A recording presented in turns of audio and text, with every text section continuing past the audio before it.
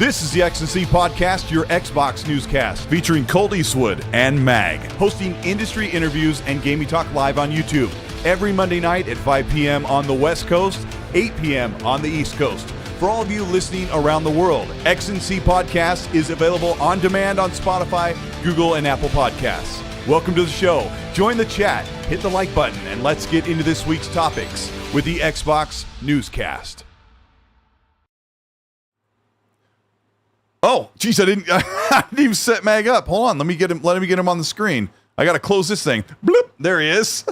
Am I here? You're here. Everything's good. Yes, everything's good. Welcome to the X&C Podcast. We were talking behind the scenes, and we were like, Mag was strangling me through the internet cable, and we were having a good time. Because that's how we do it.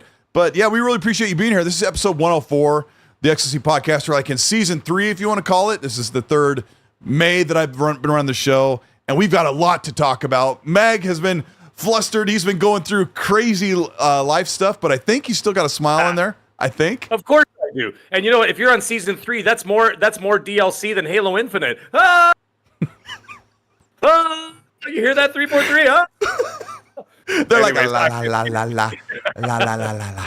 We're not listening. Apparently, they all got British accents. Anyways, Colt, I'm so happy to be here. I'm so excited. Yeah, I got a smile on my face. Listen, let me tell you something, man. It doesn't matter what's going on in life and everything else. You got to smile. You got to keep doing it. You got to keep going. And that's why, which nobody's ever seen, I have smile tattooed right over my chest. If you can see it right there in bubble letters. Oh, you really do.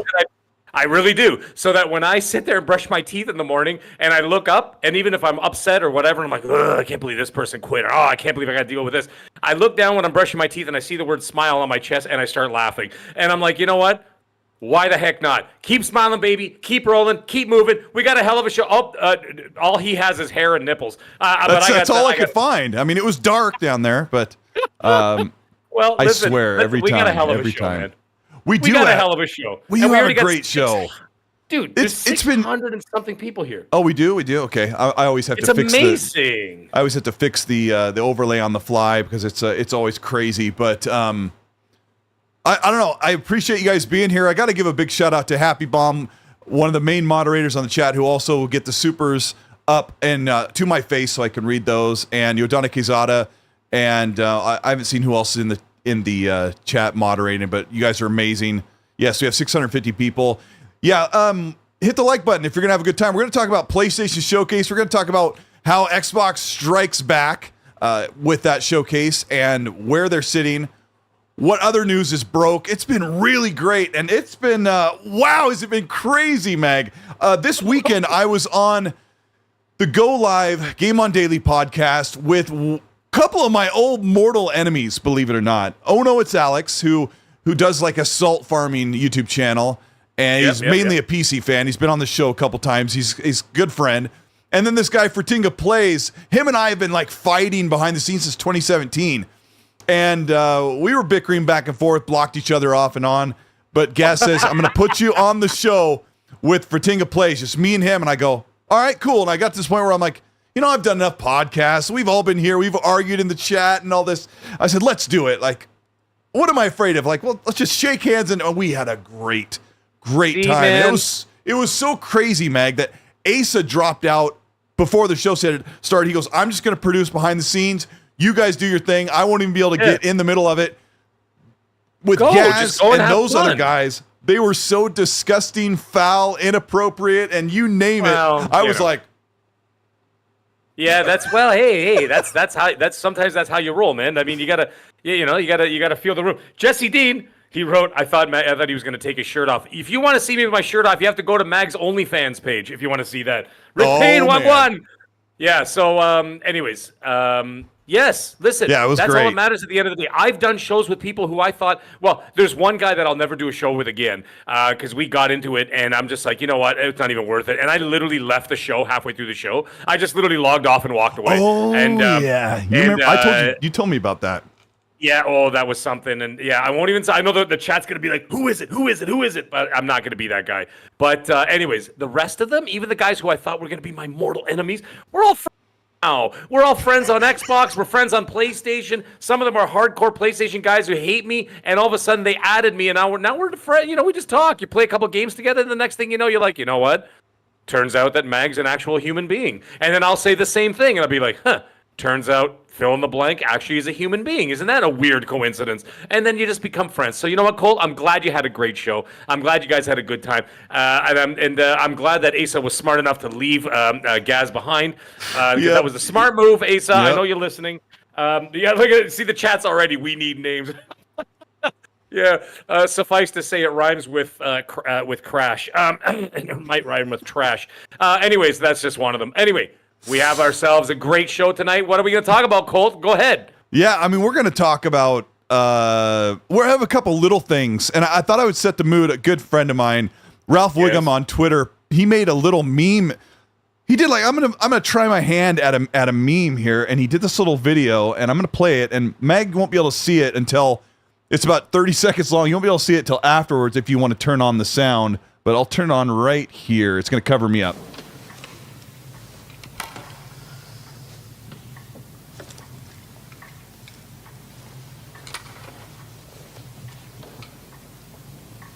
This is an old Mr. Bean clip where he's doing a test and these guys are one-upping each other with who has more pencils, but instead it's first-party games.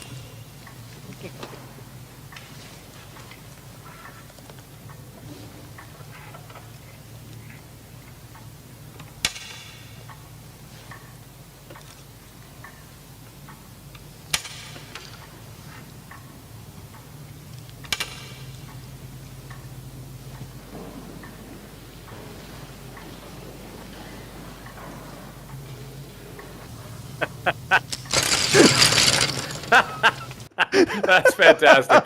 That's great. That's great. Oh, I love it. I love it. I love that. I'm not normally able to like drop in videos like on the fly, but yeah, Ralph Wiggum, there he's in the chat with a thumbs up. He put this thing together last night and he had like some 1,600 likes on Twitter. And I don't know how many followers he has, but that was a big drop on social media yesterday for him. And I thought it was just hilarious. We're going to talk about that today.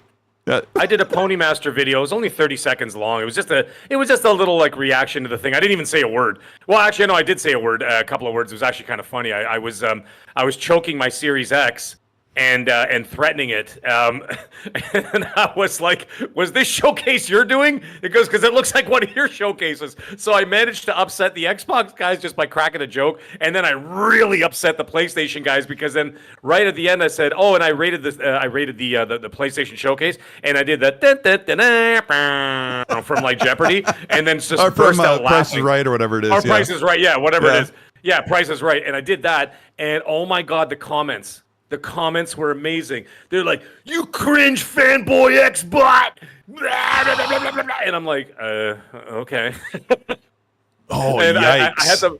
I had to block a few of them, but hey, man, it's worth it. It's all in fun. So I mean, you know, it's funny. Like even if I crack like a little joke about Xbox, I mean, give me a break. Even the Xbox guys know I'm joking around. Look at what I'm wearing, for Christ's sake. I'm wearing an Xbox jersey with an Xbox hat, and I'm like, come on. What are we talking about? I mean, I do the same thing. I'll kind of stir the pot or ruffle the feathers, and then I get personally upset that people are like coming at me. I'm like, wait a minute, it was my fault. I started this. Yesterday, IGN put up a poll on their channel that said Naughty Dog's upcoming multiplayer, or not a poll, they put up a post, a post on YouTube. You can put it like a picture post, like a social media post. And it said, Naughty Dog's upcoming multiplayer project says Sony has allegedly slowed down development on The Last of Us multiplayer game. Now, this is something, it's actually one of the topics, but I thought it was interesting during there's this backlash against IGN this past week about the biased media. Like we talked about it last week on the show, remember, Mag? But here's IGN saying Sony has allegedly slowed down development on Last of Us multiplayer. And I said, how would this headline be phrased? I posed this to people on Twitter. How would this headline be phrased if it was a 3-year delayed multiplayer mode for a major Xbox game? Because when I look at it, I'm thinking they wouldn't have said allegedly slowed down. They would say studios are in trouble, management, people need to be fired. Not as crazy as that, but sensationalism. Sensationalism. It would be all sensationalism. They would put it in a way that it would basically be obviously, I know I hate to use the word because I just the word drives me nuts, but it doesn't matter. The doom and gloom kind of thing. But what it is, it's sensational headlines to get people's attention, right? But then you want to tiptoe around Sony, right? They tiptoe around Sony, and then there's reasons for that. One, they're afraid because they're the market leader, right? And they basically can control a lot of stuff behind the scenes. And now, here's the other thing, and I know you know this, Colt, and I know some people know this in the chat, but not everybody knows this. But I know because I know actual journalists who actually do this, guys and actual journalists with integrity. Here's the thing. If you talk smack about Sony, they will lock you out of review keys for games. They will not send you swag. They will not send you a PS5 Pro when it comes out or whatever. They literally hang on to receipts like an old lady in a retirement home. They are the worst for that. So that's what, yeah, exactly, right? They're like, I think I have 6 pennies in here. And I'm like, hold on, honey. Oranges. Hold on, honey, just a minute. Yeah. God bless self-checkout. Holy crap. Anyways, so here's the thing. So now they do that kind of stuff, right? So now you got to look at the situation. You're like, this is what's happening. So they tiptoe around Sony because Sony has made themselves the bully of the industry. Everybody's afraid of them. They're like the guy who shanked everybody first when they walked into prison before everybody else had a chance to do so. He already came in with his toothbrush, already sharpened and ready to go, goes up to the first dude, and that's it. And then everybody fell in line. They're like, oh, that's it. That's Sony guy. We better watch out when he's in Gen Pop. You know what I mean? They're afraid you of him can now. tell Mag and I've been in prison with all of our prison stories, right? Obviously. And listen, I'm terrified of prison. I'm terrified of it. I would never make it. Look at my face. How long would I last in prison? I'd make it no problem. Well, no, not me. You'd be maybe, I don't know. I'd kill everybody like I'd first. have a bow on my head by the end of the first night. Yeah. You'd be wearing a mop. Anyways, listen. Yeah. The point is that they've bullied everybody in the industry for several years. They've put people out of business. Never mind just journalists. They put other gaming companies out of business, for crying out loud, and did what they had to do to get to where they are. Now, that being said, now everybody's afraid to talk. Everybody's afraid to say things. And you say even look at all these journalists all week. Chat, tell me I'm wrong. If you look all week at the articles, no one was saying that showcase was trash or whatever. They were gently putting it out there. They're like, well, it wasn't exactly what we expected. It was just, you know what I mean? They were just tiptoeing around the obvious because they're afraid that Sony's going to cut them off.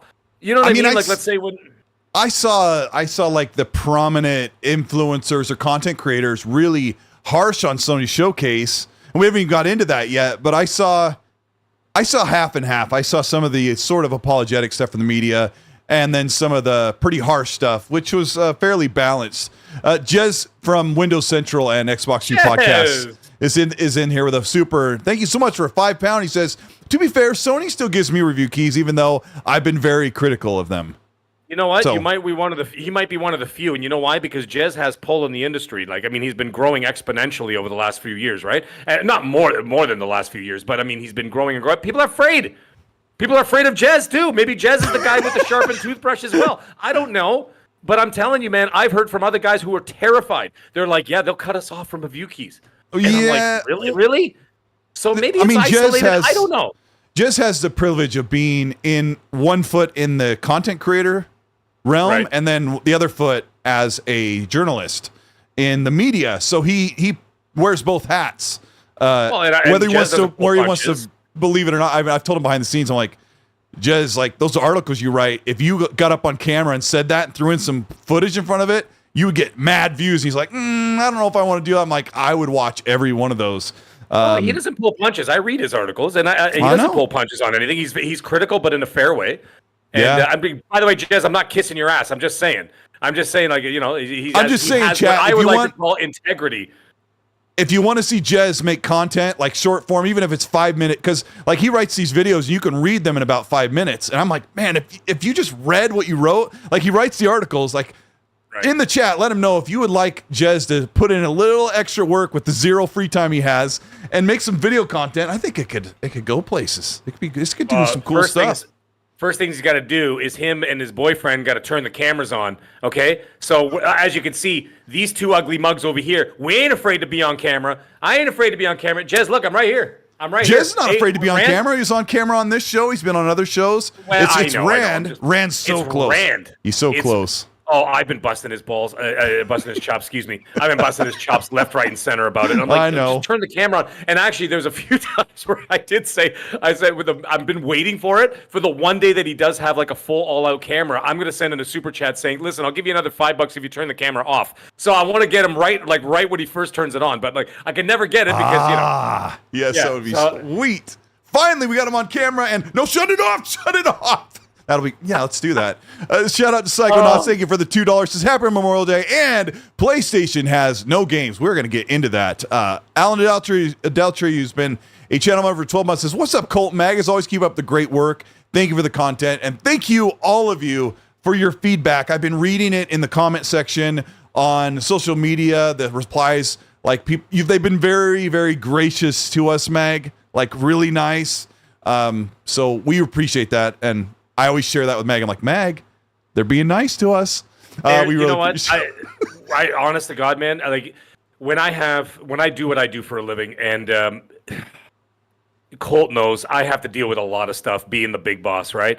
And so I have to deal with a lot of stuff, whether it's in this country, even internationally, I have to deal with people, and it's wild. But I got to tell you, when he screenshots stuff and sends me things about what the chat stuff, I swear I'm not even making this up. There's a lot of times where it literally, when I'm so stressed out and I just I feel like I can't take it, it almost brings a tear to my eye. I swear to God, I'm not even making it up. It seriously does. Brings a tear to my eye. It seriously does, because it makes me feel that that everything that we do and everything that we work so hard to do, and just being us, and you know what I mean, and putting on great shows every week and content for you guys to listen to, and you guys tell me all this great stuff, you guys helped me with a 5-hour or 4-hour drive, you guys helped me get through this, you guys helped me through really bad times where I've had doubts about my own life and this and that. You guys have helped me through all these things, and it's crazy to me that we have that kind of effect on people, and it honestly touches me, man. It really does. It really does. Or you in the chat, all of you replying, showing up, listening to us, it does a lot to us too, because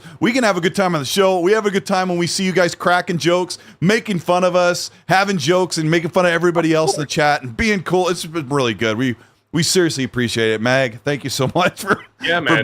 Dude, like I said, it's an absolute honor to entertain everybody the way that we can. Miles Dampierre's here too, and Fun Speculation. What is going on tonight? It's like an all-star cast is showing up tonight. No, I'm telling you, the community is coming together. We've had a rough couple of months. For those of you who are really close to the Xbox platform, it's been rough. It was a W. Last week. We'll get into that. Gary Barwick from Australia sends a $10 super. Thank you so much, Gary. Says Sony have a new catchphrase, hold the lie. And then he put a laughing crying emoji. That was good. Oh, that was actually quite good.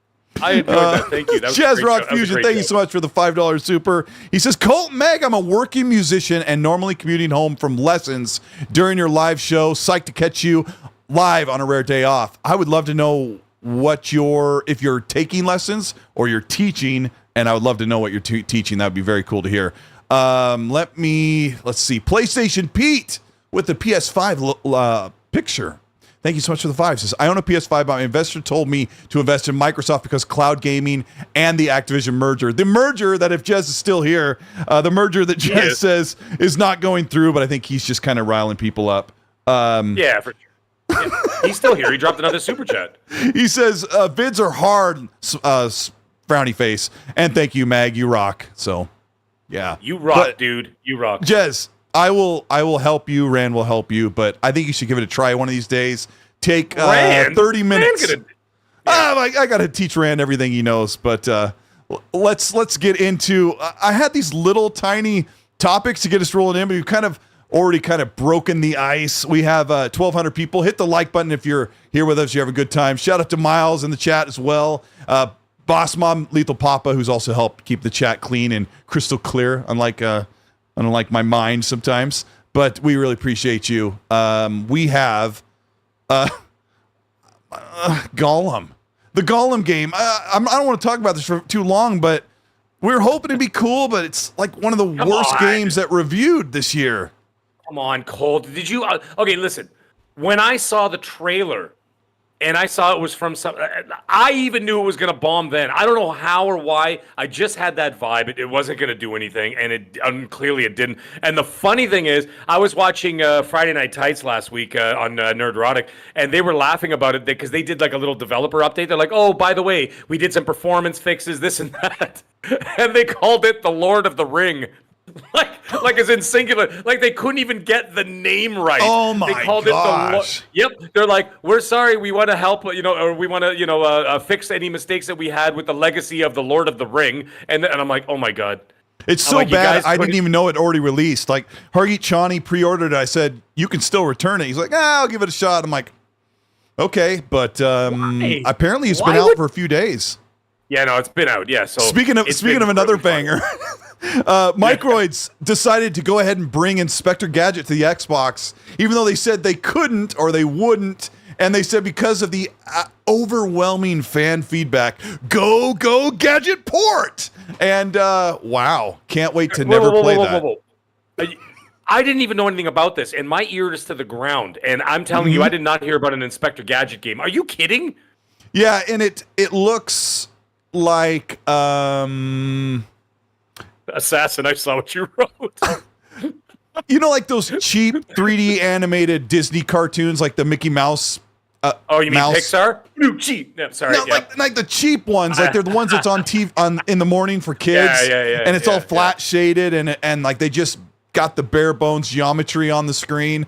That's what it looks like. It's right out of 1990, this Inspector Gadget thing, and nobody was begging for it. But it was the principle of, dang it, if you're making a PC version, why can't you port it to the Xbox? But it's kind of a longer conversation, Mag, about developers thinking, we don't need to make an Xbox version. PlayStation will get us enough sales, which is really crappy. You know what? I'm actually, now that he's already dropped 3 super chats tonight, my goodness. You want to read one of them? Can you still see it? I have. Oh my god, he dropped 2 more. My goodness, I can't keep up. Colt, you keep up. I don't even remember where you left off. Oh yeah, the one where he said "Mag, you rock." That one we won't miss. Oh yeah, he's got a couple chats here. Here we go. We got another super chat for £3 from, of course, the mighty Jez himself. Jez, not Jez Corden. Apparently, everybody else calls him Jez Gordon. I'm like, what is he, Flash Gordon? They can't get his name right. And he put like a smiley. It looks like some kind of a Japanese. Yeah, it's like some kind of a Japanese like Laffy dog. And then of course, there's a couple more. I'll let you go ahead. Yeah, thank you, Meg. What's with Jez and the little cutesy poo things? I love it. It looks like one of those anime dogs from Japan. You know, the ones that the girls keep like in their purse. He's got like the sparkly eyes. And a second coming with the $2 super chat. Thank you. He says the show is not fire. Jez says, I'm not okay at editing. My Ascent review is okay in my opinion. I just hate how long it takes. Laugh out loud. That video took me 2 to 3 hours for like 5 minutes. What the F? It's true. Yes. You know what? If you don't have time and that's not your bread and butter. Yep. If you're doing it right. All right. Here, I'll just say this before I move on. If you're producing your videos right, a 1 minute of footage should take you a half an hour to an hour to put together to get things on screen, flyover graphics, audio, and the whatever you're saying over that bit. When I sit down to make a 10, 12-minute video, I am planning on working 5 to 6 hours at least, just so I can get it right. Just so, because I'll give you one piece of advice for anybody who's thinking about making content. Here's my motto. If you say it, you dang well better see it on screen. That's super important. Super important. Yes. Well, because people make the correlation between what you're saying or the text. We'll call it text, okay? Voice text to imagery, right? Yep. And then if they can associate with that, then people will connect better to the video as opposed to just talking about something and having something completely random on the screen that doesn't correlate with what you're speaking about, right? Because then they will not make that association. That's all what they, that's all psychological when it comes to like filmmaking, for example, right? Filmmaking, YouTube, all that kind of stuff, right? Yep. It's all the same thing. So it's all very important. You're right. I'm working on a superclass tier for Patreon where I can talk to people about thumbnail making, angling videos, producing in either whatever video production or how you work in Premiere Pro, the Adobe suite, just the way to approach content, mic, audio, and all that stuff. Because I've been doing YouTube for 5 or 6 years full time on the side for my job, but I have like 18 years of graphic design, production, and marketing experience, and you just got to kind of try to get those things right. But I will release that out there for anybody who wants to kind of figure out how to get things going the right way. We'll get to talk about that. But, shout out to almost 1,300 people here. Where are we? We are at Yodana Kizada with a $2 super says 1,300 in the chat. Hit the like button, like Mav said, and shout out to Mav from Fun Speculation. He never doesn't make me laugh when he writes something in the chat. He's been super spicy and messy when it comes to what's going on. Let's talk about one of the super hot, fiery hot rumors that dropped this week, that Sony and PlayStation were money ready to buy and bring home CD Projekt Red to the PlayStation studios. And this was the fiery thing that people were talking about all weekend while you were probably knee deep in mess. Did you hear about this, Mag? Yeah, I did hear about it. I didn't believe a word of it. Listen, hey, you know what? Who knows? Like, maybe it could happen down the road and stuff. I doubt it. Why would they even bother? Look, they just released today. I just saw it. I literally just saw it while I was exercising before the show. I had my little screen up and I was checking the news, right? Well, hey, man, I got my thing. I got my tablet there. I'm watching the news. I'm checking the news feeds. And what did they say? Colt, I'm not doing jazzercise from the 80s, okay? With that dancing, yeah. Were you watching? All right. Were you watching? Jazz and 3 and 2 and 1. Were you watching Richard Simmons? Yeah. Let's sweat, people. Woohoo! Anyways, no. So what I did see, though, was an article saying that Witcher 3 crossed 50 million copies as of this week. Why would they keep why would they sell? Where are they going? 50 million on one IP? That's like 10 times. That's 10 times more than other studios do. That's almost 3 times the sales of Spider-Man 2018. Like, holy mackerel. What are you guys talking about right now? 50 million copies? They're basically like the Eastern European version of Rockstar, for crying out loud. Cyberpunk broke sales records while it was being yanked from the PlayStation Store, and it was being mass returned in 2020, and it was still breaking sales records. I don't know about breaking records, but it was still one of the highest selling games that year. They're doing incredible. Yes, I hope they can move on from the things they faltered in Cyberpunk. And remember this theme, Mag, and audience listening, that studios will make one mistake in their career and then they'll move up from that. And hopefully we've seen those our favorite studios do that once and then they're done. But here's what this is from the CEO of CDPR. Adam Kaczynski said, "I can repeat what we've been saying throughout the years. CD Projekt Red is not for sale." No. And so that just killed that narrative. So that killed it right away. The other thing is when Cyberpunk launched, never mind the fact that they just released that information today about 50 million sales of Witcher 3. Then you look at what's it called, Cyberpunk, and then the first 3 days they had 16 million copies sold. What? Like a successful, like a wildly successful game, I personally would consider 5 million sales to be of Cyberpunk. Cyberpunk was 16 million in the first 3 days. Folks. They had like 11, I think it was like 11 million pre-orders, because don't forget Steam was a huge part of that, right? So they had Steam, Xbox, PlayStation, whatever, but Steam was a huge component of these pre-sales, and as well as the two consoles, right? But anyways, here's the thing. Now I forgot what I was going to say. My goodness. Right. What I was talking about is that you get 60 million copies. I consider a successful game 5 million copies sold, right? I would say that. Now, multiply it by 10. 2 plus million. 2 plus million is I'm saying like this close to the I'm saying 5 million is like 5 is probably successful. 2 is like you didn't lose your butt. Yeah. Yeah, that's a pretty good call. I'm thinking 5 million. I think 5 million is like the magic number for me. That's the one where you have like, a champagne weekend in Vegas with the whole staff kind of deal, right? Because then you're like, you know what, we did great. We made a ton of money for the studio, whatever, blah, blah, blah. 50 million? You just secured yourself for the next decade of independence, right? And then, of course, they have multiple IPs on the go right now. They have another Witcher game coming out. They've got DLC for Cyberpunk, which is going to do very well. And I would expect $25 US, I think, for the expansion, if not more. If I'm going to base it on Witcher 3 expansions, I would say about $20 to $25 US per expansion. But the fact that I think that there's only one expansion that they've talked about, this might be a bigger one than than the Witcher ones. I mean, the Witcher ones were big. They were practically games in themselves, right? Those remember that they had Blood and Wine, and then they had the other one where they switched. Yeah, like I was going to say, they're pretty lengthy. They're lengthy expansions. They were meaty expansions. Now, the fact that they announced one expansion would lead me to believe that this is the first time in 2 years now? It's been 2 years since they released the game.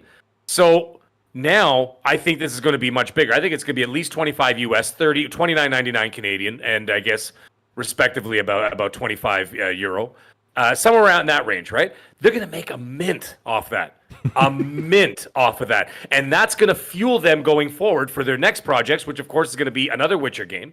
Whether it's Witcher 4 or whether it's going to be some kind of a prequel, I'm not really 100% sure. I know they've talked about it, but I can't remember off the top of my head. Maybe I'm getting it confused with the Netflix shows. I don't know. But anyways, there is another Witcher coming, and then they have another IP on the way as well. I think an original IP that they're very slowly working on. I think it's just in the previs like state, like, so they're going to focus on another Witcher game, and then that they're fine. Why would they get involved with Sony for what purpose? The best they could do is just do marketing rights and get the bag dropped off at their door, right? Why not? Yeah.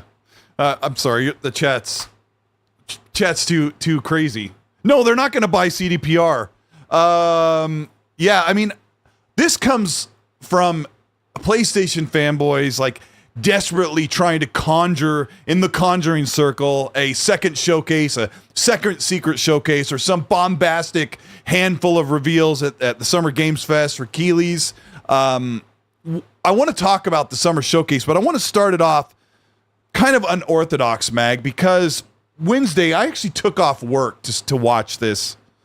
I didn't want to be bugged with meetings or anything. I wanted to be able to just concentrate on the PlayStation Showcase. Let me start by, I want to make sure I do this pacing properly, because first I want to talk about what we thought they were going to show and what the insiders said they were going to show and what the fans were hoping would be at the show.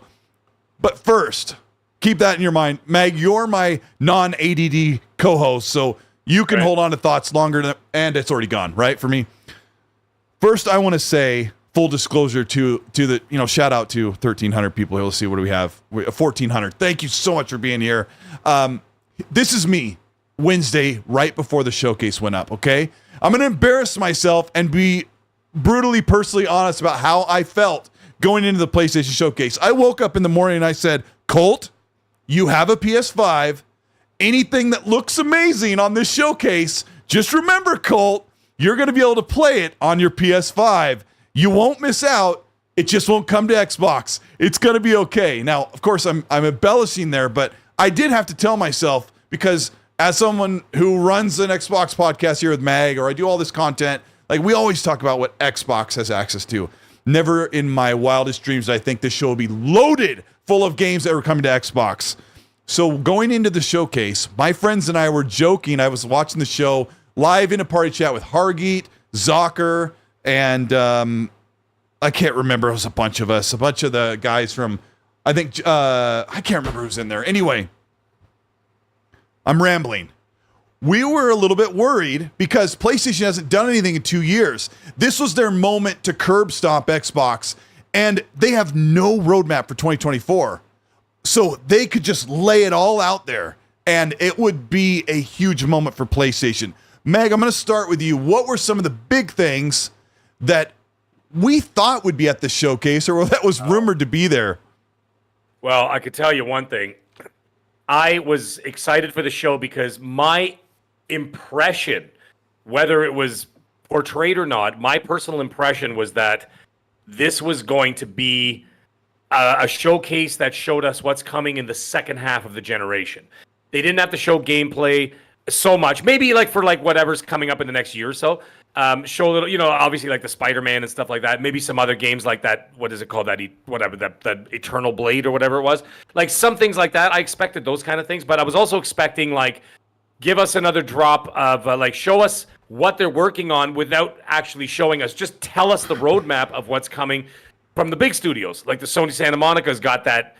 They got that big game, game coming out. Naughty Dog with their the sci-fi game. Yeah, sci-fi. We talked about last week. Yeah, sorry, that was Sony Santa Monica. And then you've got Naughty Dog with, of course, Factions, which I expected 100% to see a full 10-minute breakdown of Factions.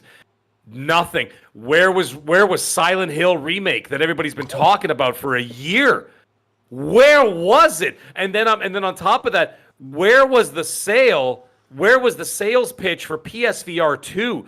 Nothing. I expected some kind of like a revolutionary like title saying, "Hey, listen, we're working closely with our big studios. We're going to give you a Days Gone PSVR 2 experience. We've been working with Steam. Spider-Man. We're going to bring Half-Life Alyx to PSVR. Well, we talked about that last week, and Right. then, we came to the conclusion that because they're involved with the Quest 3, that there's no way that they're going to put it on a competing platform, because when the Quest 3 launches, I could bet you my bottom dollar says that Half-Life Alyx launches with Oculus Quest 3, or Meta Quest 3, excuse me. That's what I'm thinking. Meta. Anyways, what they didn't sell me on the PSVR 2. I'm sitting there with money in hand going, show me a reason to buy this thing. And you know what I did instead? You see these cabinets I got? Number 4 is already going to be on the way in the next few weeks. I ordered the Miss Pac-Man Legacy Edition. Comes built in with like almost 20 games, and that's going to go right here where the drink table is. So the drink table's coming out. A 4th arcade cabinet's coming in, because guess what? PSVR 2 did not sell me on buying a PSVR 2. I looked at it and I'm like, Beat Saber? Are you effing joking? What was the other one? The Arizona game, actually, which I played. I want to show a kind of a montage of that while we talk about it. If we're Sorry, that's what it sounded like when I was watching the thing about the PSVR 2. They're like, "Who's excited? Who's excited?" Nope, that's all I heard. Yeah, it was crickets, baby. Let me tell you something. So the first thing you're going to see on the screen is the montage of Multiplats that were shown. That's the first thing I put on. And Mag will have to see this. I always forget that Mag can't see this stuff at the same time I do. No, Discord sucks. Danger. Right. I mean, it's on OBS, so you can't see it. But there's this montage of I'm watching. Of games that are, Alan Wake, that Avarium game, a couple little indies. Something important. Hold on, it's showing Alan Wake 2 right now, I think. Street Fighter 6. I mean, I want to get in just a minute into all the stuff they showed throughout the showcase, because it unfolded crazily. What's that? Now, you asked me what I was expecting wasn't there. So we haven't got into the other stuff that you're showing now. Like, I'm like, those yeah. games, Are you? I'm So remember the excited other for thing those was the GTA 6 exclusivity. Oh yeah. There was Exclusivity that, thing for. But let's be honest. Silent Hill Remake was shocking that it wasn't there, because everybody's been talking about it for so long. You figured they'd have something to show by now, right? But the thing is, there's the Summer Games there's Fest audio happening. there. I'm sorry. Hold on a second. I didn't realize that. Let me find that. Hang on a second. Sir? Where is it? Right here, I think. Sorry about that. I didn't realize I had audio in there. Sorry about that. I think I got it fixed.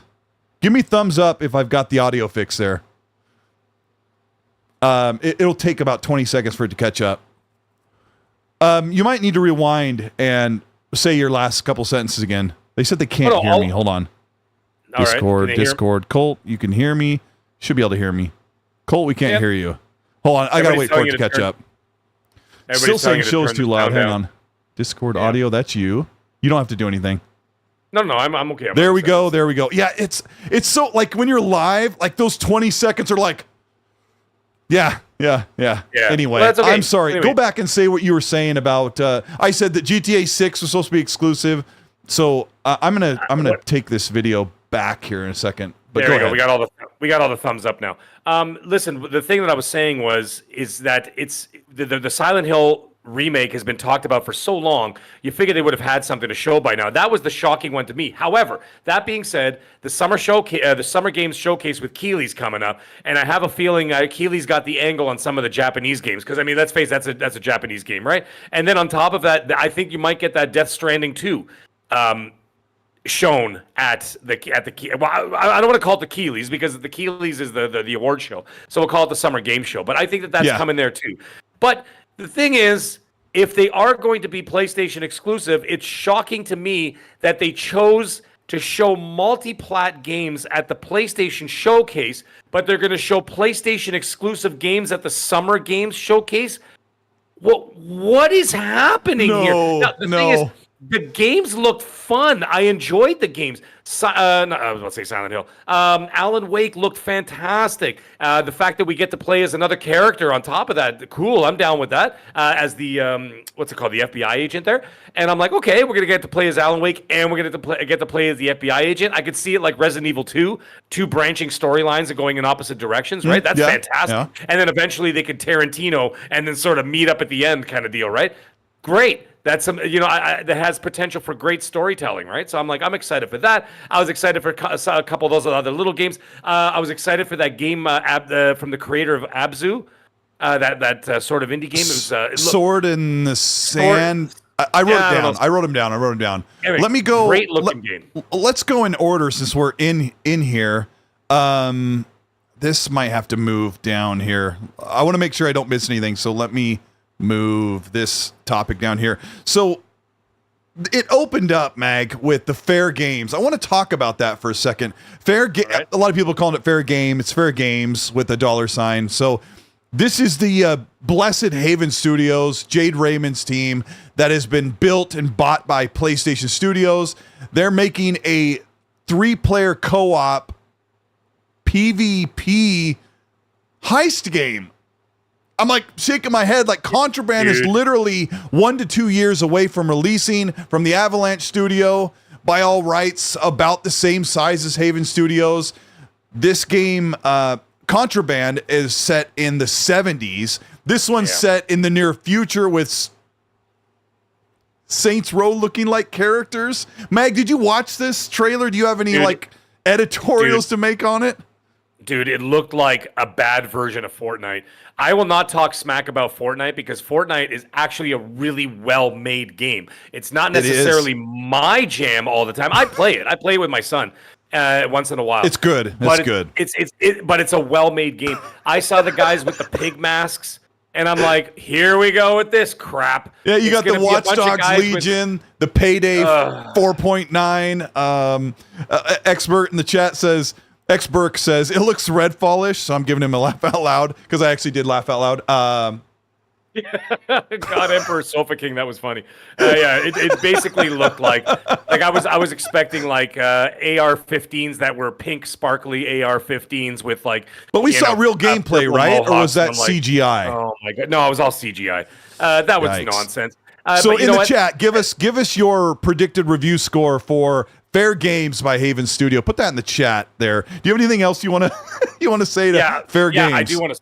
Not about Fair Games. I was just going to say something in general, but I will save it for the rest for later on down the show here. But I will say something in general of this direction of this live service games is a big mistake, and we will get into that later, I'm sure. That's a topic when we finish talking about all the things they showed. I will get into that later. The next one was the next one. So I got to set the scene. Like when I was in this party chat, there's 8 of us in party chat, and we were we're nail biting. Like this is going to be the funeral of Xbox, and then they show Square Enix's Foamstars. I want to say, which honestly looks like if I'm going to play that game with my kids or with some of my friends just to try it out, we might have some good laughs. But I mean, is this what you want to see at a banger PlayStation showcase after 2 years of not showing anything? Well, tell me about Foamstars. What do you think? Me at the back of the class. Pick me, Colt. Pick me. Okay. Mag, the hot guy with the shaved head. Go ahead. All right, let's take it easy. First of all, Jazz Rock Fusion in the chat. He said, "Mag ponies be foaming at the mouth," and he put the sunglass face. Anyways, here's the thing. You have to pay for this game, Colt. This is not a try game. Don't forget that. Oh, well, I mean, yeah, probably. Yeah, it's not like Ubisoft. Ubisoft might have made it free to play. Well, see, they didn't say, but this is Square Enix and Sony we're talking about here. They're going to charge you for it somehow, some way. I don't even think, because I think if they were going to drop it in PlayStation Plus, they would have said it. I think it would have said day one in PlayStation Plus so that people would be like, all right, well, you know what? I'm going to give it a shot because it's quote unquote free. You know what I mean? Kind of like how people say with Game Pass. They're like, well, I'm already subscribed to Game Pass. Might as well try it. Yeah. This mid game is coming out.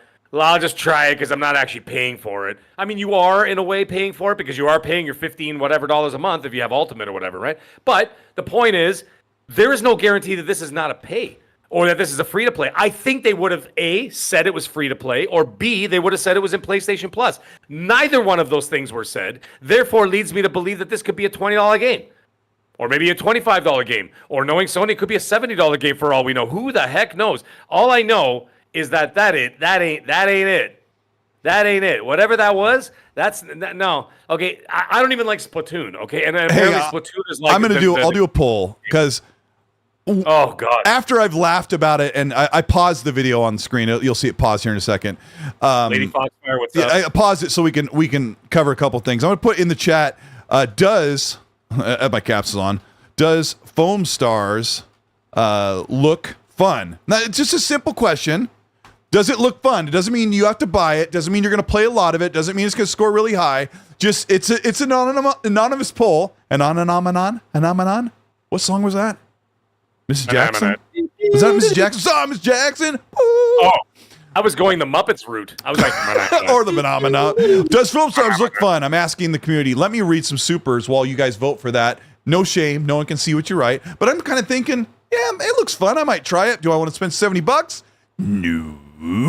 So we got Spartan661 with a $5 super. Thank you, Spartan. He says, Colt and Mag are both awesome. We love what you do. Keep up the good work. What you both do brings us back over and over again. We are watching. We freaking really appreciate it.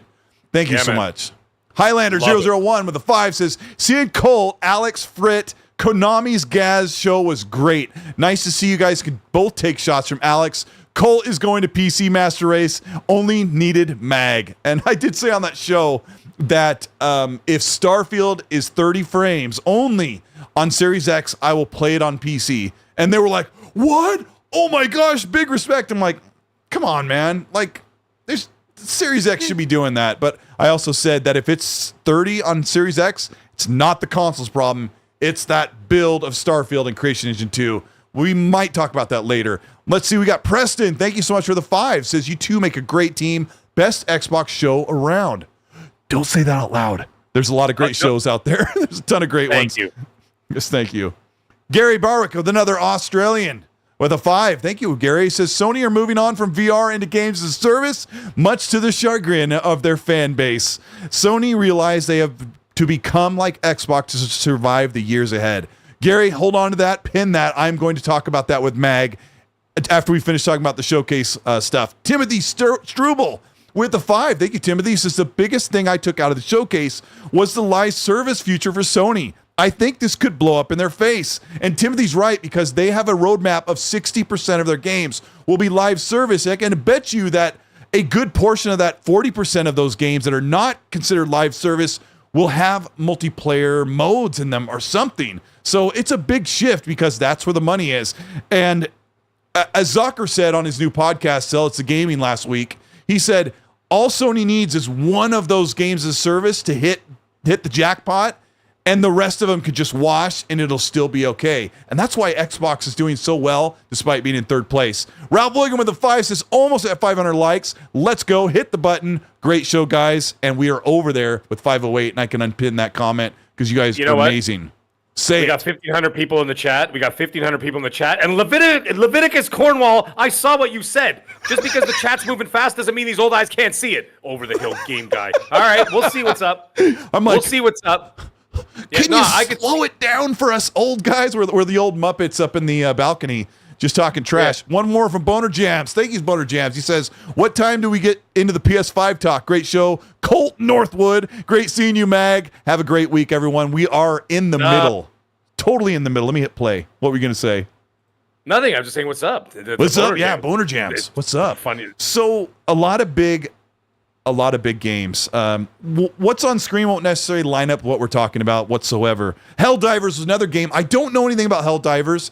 I was in there with Zocker as well, and Zocker's like, oh, I love that game back in the day on the PS2 or I think it's PS3 maybe.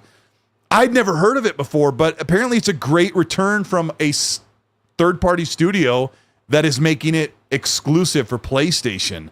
Third person multiplayer competitive, I think. Do you know anything about Helldivers? Well, I know that there was a part 1. I mean, you're better than I am. I seriously just never heard of it. You know what? Actually, you know what's really funny? After watching the showcase, a couple days later, I sat down and watched Starship Troopers because if you watch that trailer, it was a direct ripoff of Starship. Would you like to learn more? You know what I mean? Did you really go watch Starship Troopers after that? Yeah, I watched it. I did because it was on Netflix, and I'm like, you know what? It's right here. And so I watched it with my son, who's never seen it before because he's way too young, and it obviously scarred him for life because I forgot how much gore are in those movies. Hey, man, it's the same guy who made RoboCop. If you watch the original RoboCop, that thing is a gore fest, right? So I'm sitting there watching it with my son, and about halfway through, I look over at my wife. I'm like, honey, I think we made a mistake. Because there's just like limbs and like intestines flying everywhere. And I'm like, oh, crap. But anyways, whatever. It doesn't matter. The point is, that trailer sparked the idea, and I'm like, you know what, let's watch Starship Troopers. And we did. And it was basically that. And you know what it reminded me of? It reminded me of a mix between Starship Troopers and Outriders. You know the game Outriders that came out two years ago? Outriders was not wonderful. Hold on, I'm trying to scrub this to the point here. I played all the way through it. I'm not going to lie to you. I got 1,000 out of 1,000 on that game on Xbox. I swear to God, I played the whole thing with Rand. It really stressed me out. That's probably why you didn't have a. Well, that's probably what stressed you out. Look at this Cat Quest, Pirates of the Caribbean. Like we were laughing our heads off when this. I'm like, doesn't Xbox usually show stuff like this in their shows? But I couldn't believe it. I'm like, you guys get another cat game? Another? You remember when Xbox had that deer game with the deer, the Bambi Simulator, we called it. Yeah, the Bambi Simulator, and everybody was freaking out. I was at Paul Xbox. Verhoeven, thank you, Dova. What did he say? Sorry, go ahead. No, he was saying Paul Verhoeven. I forgot the director's name, but Dova Vokuna there said it was Paul Verhoeven. Yeah, he makes amazing movies. They're so much fun. I'll buy that for $1. So, I was at the event in person in the big theater, live on the stage, and they were showing Bambi headbutting some Xbox body wash out of a vending machine. Yeah, not good. This Plucky Squire looks cool too. Yeah. What? So, people are freaking out about I'm like, okay, and then all of a sudden they're showing this stuff, and people are not freaking out. Like, come on.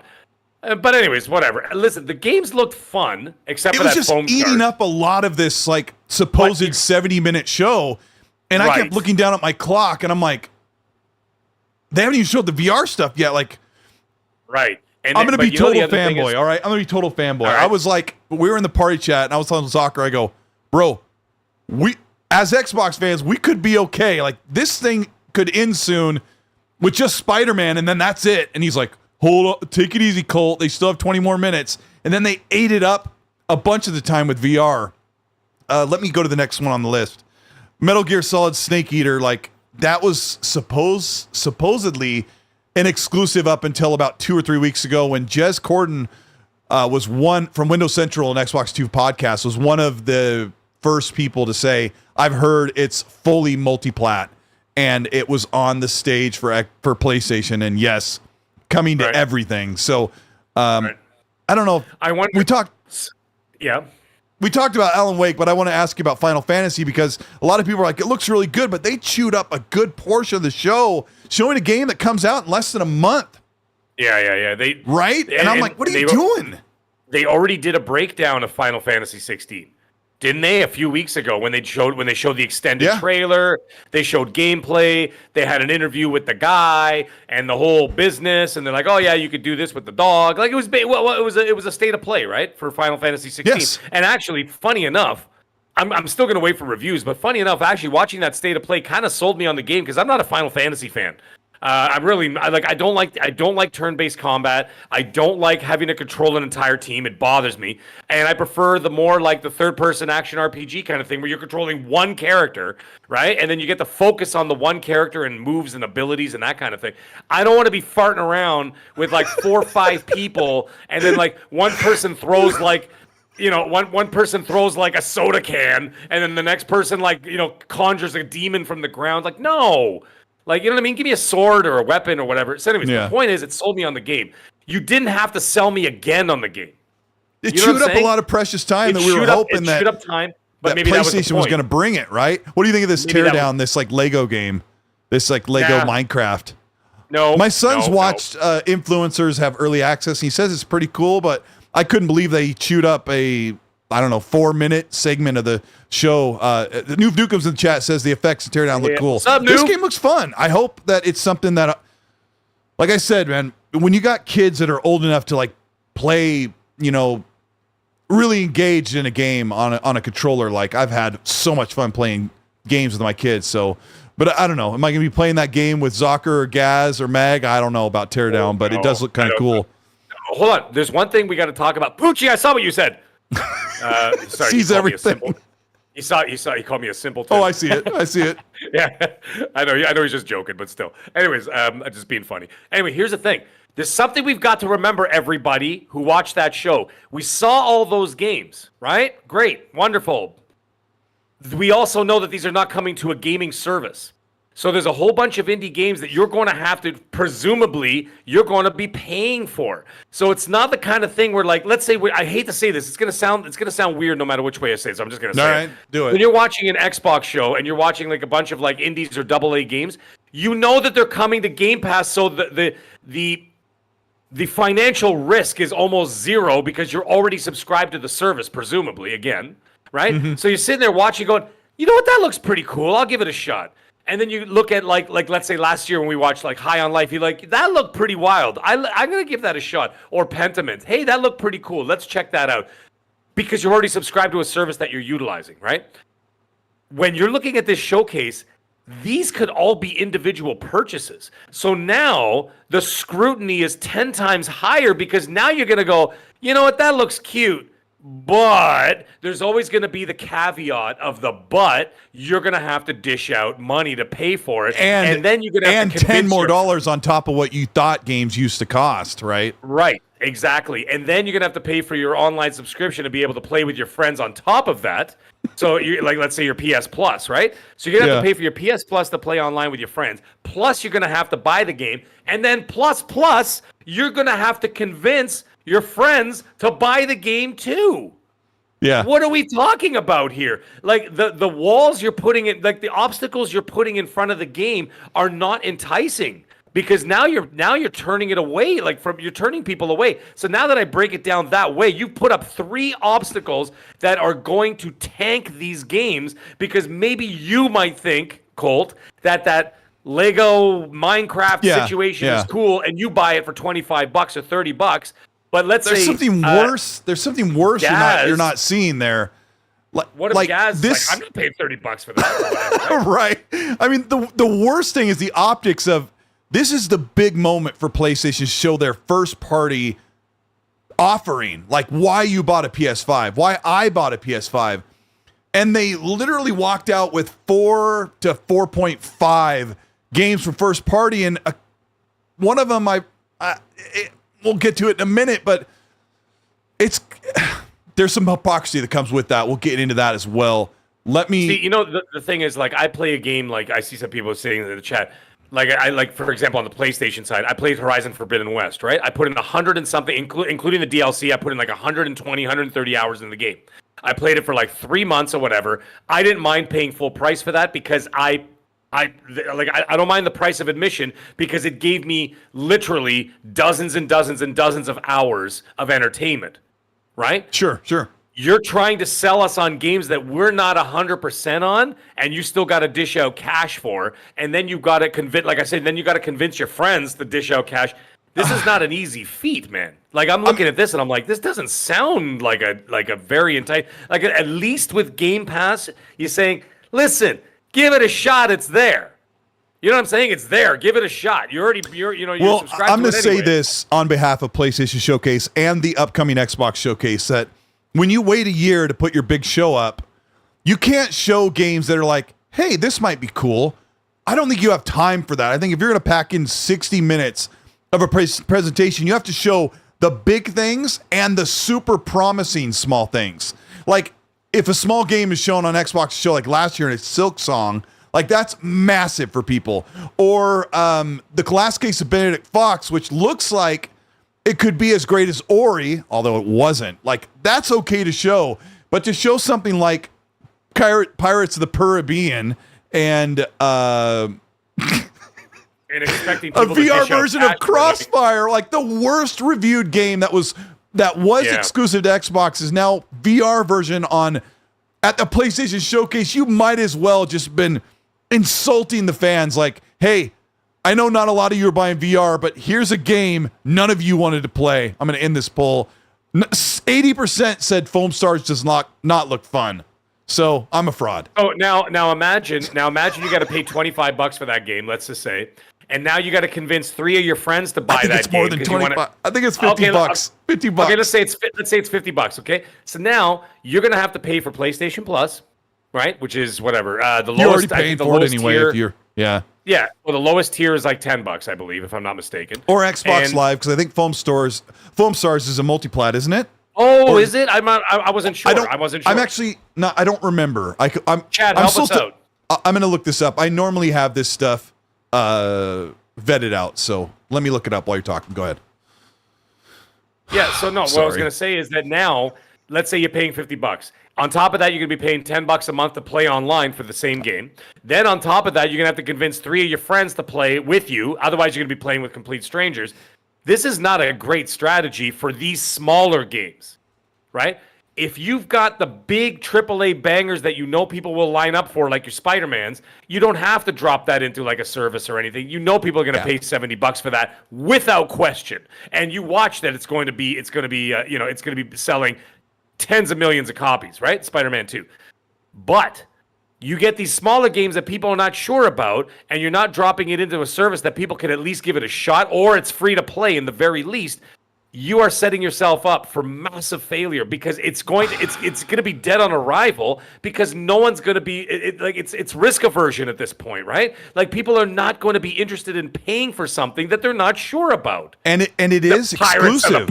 Yeah, the chat's right. I looked it up. All right, there is not a version on Xbox. I mean, I expect the same results from Destruction All-Stars. I like Destruction All-Stars for the little bit I played it. None of my friends were playing it, so I played like 9 matches and then I bounced. But Kevin Bell's Foamstar is going to fail because it's not multiplat.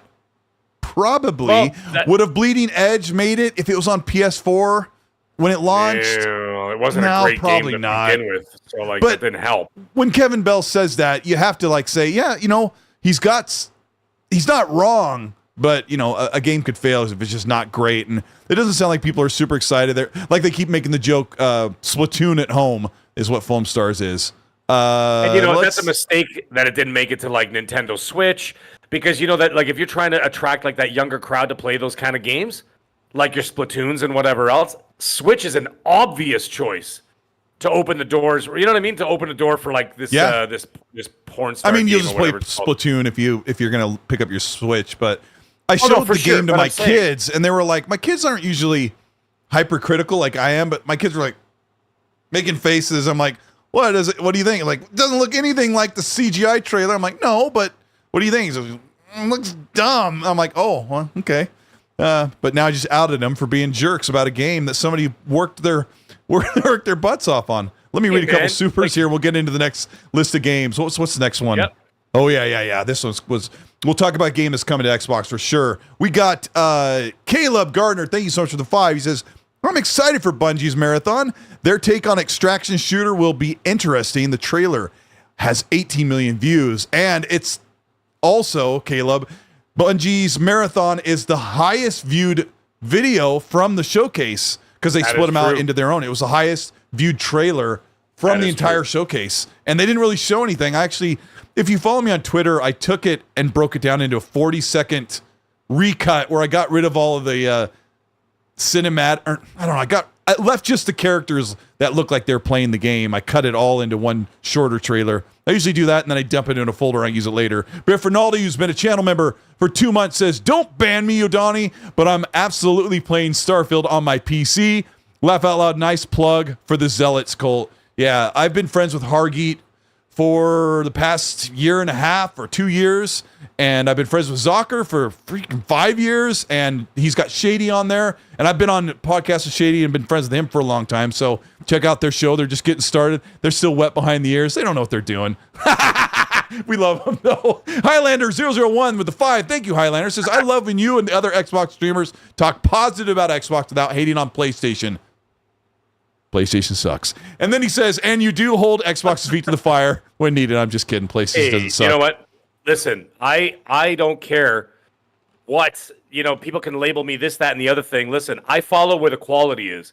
If the quality's on Xbox, then I will call it. If the quality's on PlayStation, I will call it there too. If the quality's on Nintendo, then I'll call it there too. It doesn't matter. The point is that I follow the quality because at the end of the day, I'm a consumer. And as a consumer, I'm going to play wherever I'm going to play. I go through stints where I don't turn on my Xbox for 4 months, right? And then I go through, and I'm only playing PlayStation. Then I go through stints where I don't turn on my PlayStation for 4 months or 5 months because then I'm playing on Xbox. I just follow where the entertainment is because I need to be entertained. Are you not entertained? Are you not entertained? I mean, to be fair, Xbox usually waits to put their game out at the end of the year. PlayStation has theirs at the beginning of the year. So by very nature, I will load up my PS5 in the spring and Xbox, except I have my Xbox on all the. I'm surprised it's not on right now. Dead Planet wants to know though, Mag, are you going to re-up to Game Pass after the showcase? Will they convince you? Do you think? No. It's got nothing to do with that. They don't have to convince me about anything. They got to put something in there that I want to play. That's all it is. And right now, I was wasting, not right now, for the last couple of months, ever since Hi-Fi Rush, I've been wasting my money. So I stopped until the fall. Unless they do a shadow drop of something awesome, like after the showcase, then I'll go back in. But the thing is, right now, I'm not paying for Game Pass. I will wait till the fall when those games come. When those games come, then I will go back to Game Pass and play them. But right now, I'm not going to be paying for a membership that I'm not going to use for the entire summer. Yeah, I'm trying to think of what I played on that was new to Game Pass over the past couple months. And I mean, I paid for the year, so even I didn't like. I think there's a couple things I tried. And I'm like, I tried everything. I tried Wolong. I didn't. Hold on, I'm gonna look at the chat because somebody's probably gonna remind me of something. I didn't like Wolong. Tim Per 21 says. This is an Xbox podcast. Blind loyalty is required. Oh, poor Tim has not heard you and I rip into Xbox, which we will do later on the show as well. When we talk about if they don't do it right, we will kick them right in the nutsos. But Tim, they're there, buddy. They're there. That's okay.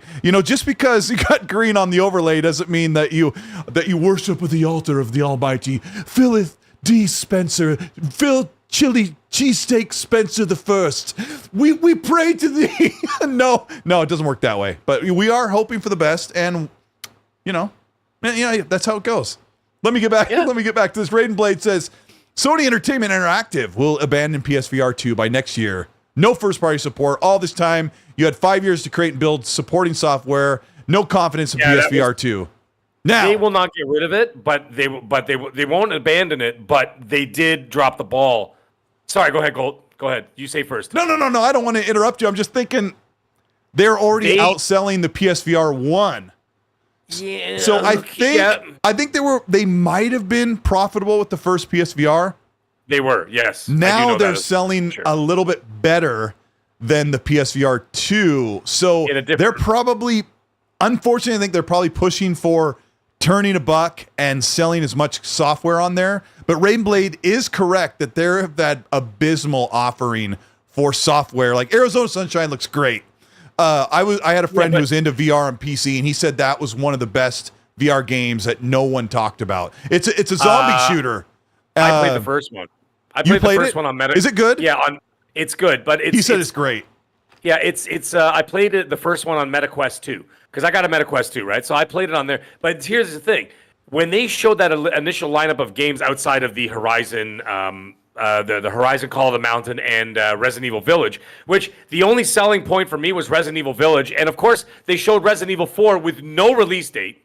They just said it's in development. So that could be, I'm thinking it could be like March of 2024. Because that seems to be when Capcom really likes to drop their games anywhere between January and March, right?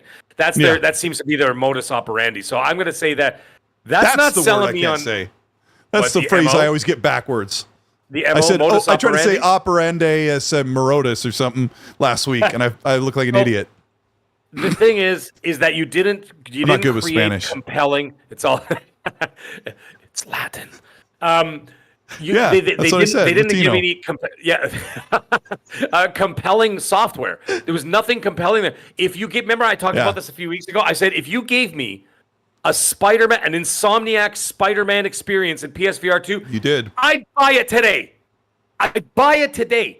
Because that is something that would be like, you know what? I'm not going to experience that anywhere else. Sure, I'll vomit on my cats, but I want to free fall off of like the Freedom Tower in New York, okay, and then go swinging around Central Park and doing and then flying through Times Square and doing what I got to do, going through the boroughs and beating the crap out of like thugs and whatever else I'm doing in VR would be breathtaking. That would have been breathtaking. That would have been something that I would have absolutely adored. So like if they had done something like that would have sold me on a PSVR 2. On top of that, with Resident Evil Village and Resident Evil 4 dropping in the fall, you have 3 big titles that'd be like, you know what? That's compelling. Oh, sorry, and Gran Turismo, which I hear is fantastic, by the way, in VR. I've heard nothing but great things about it. Great things. So now you've got 4 AAA bangers, okay, excluding Call of the Mountain because I heard that's kind of mid. But sorry, I'm using kid terms, guys, mid, because I'm trying to be like the undercover cop in school that like pretends he's 18 but he's 35. Yeah. Okay. So, anyways, the point is that I think that if you had 4 compelling titles like that, or maybe even 5, I would buy it. But the fact that you don't, it's a no-go. Yeah.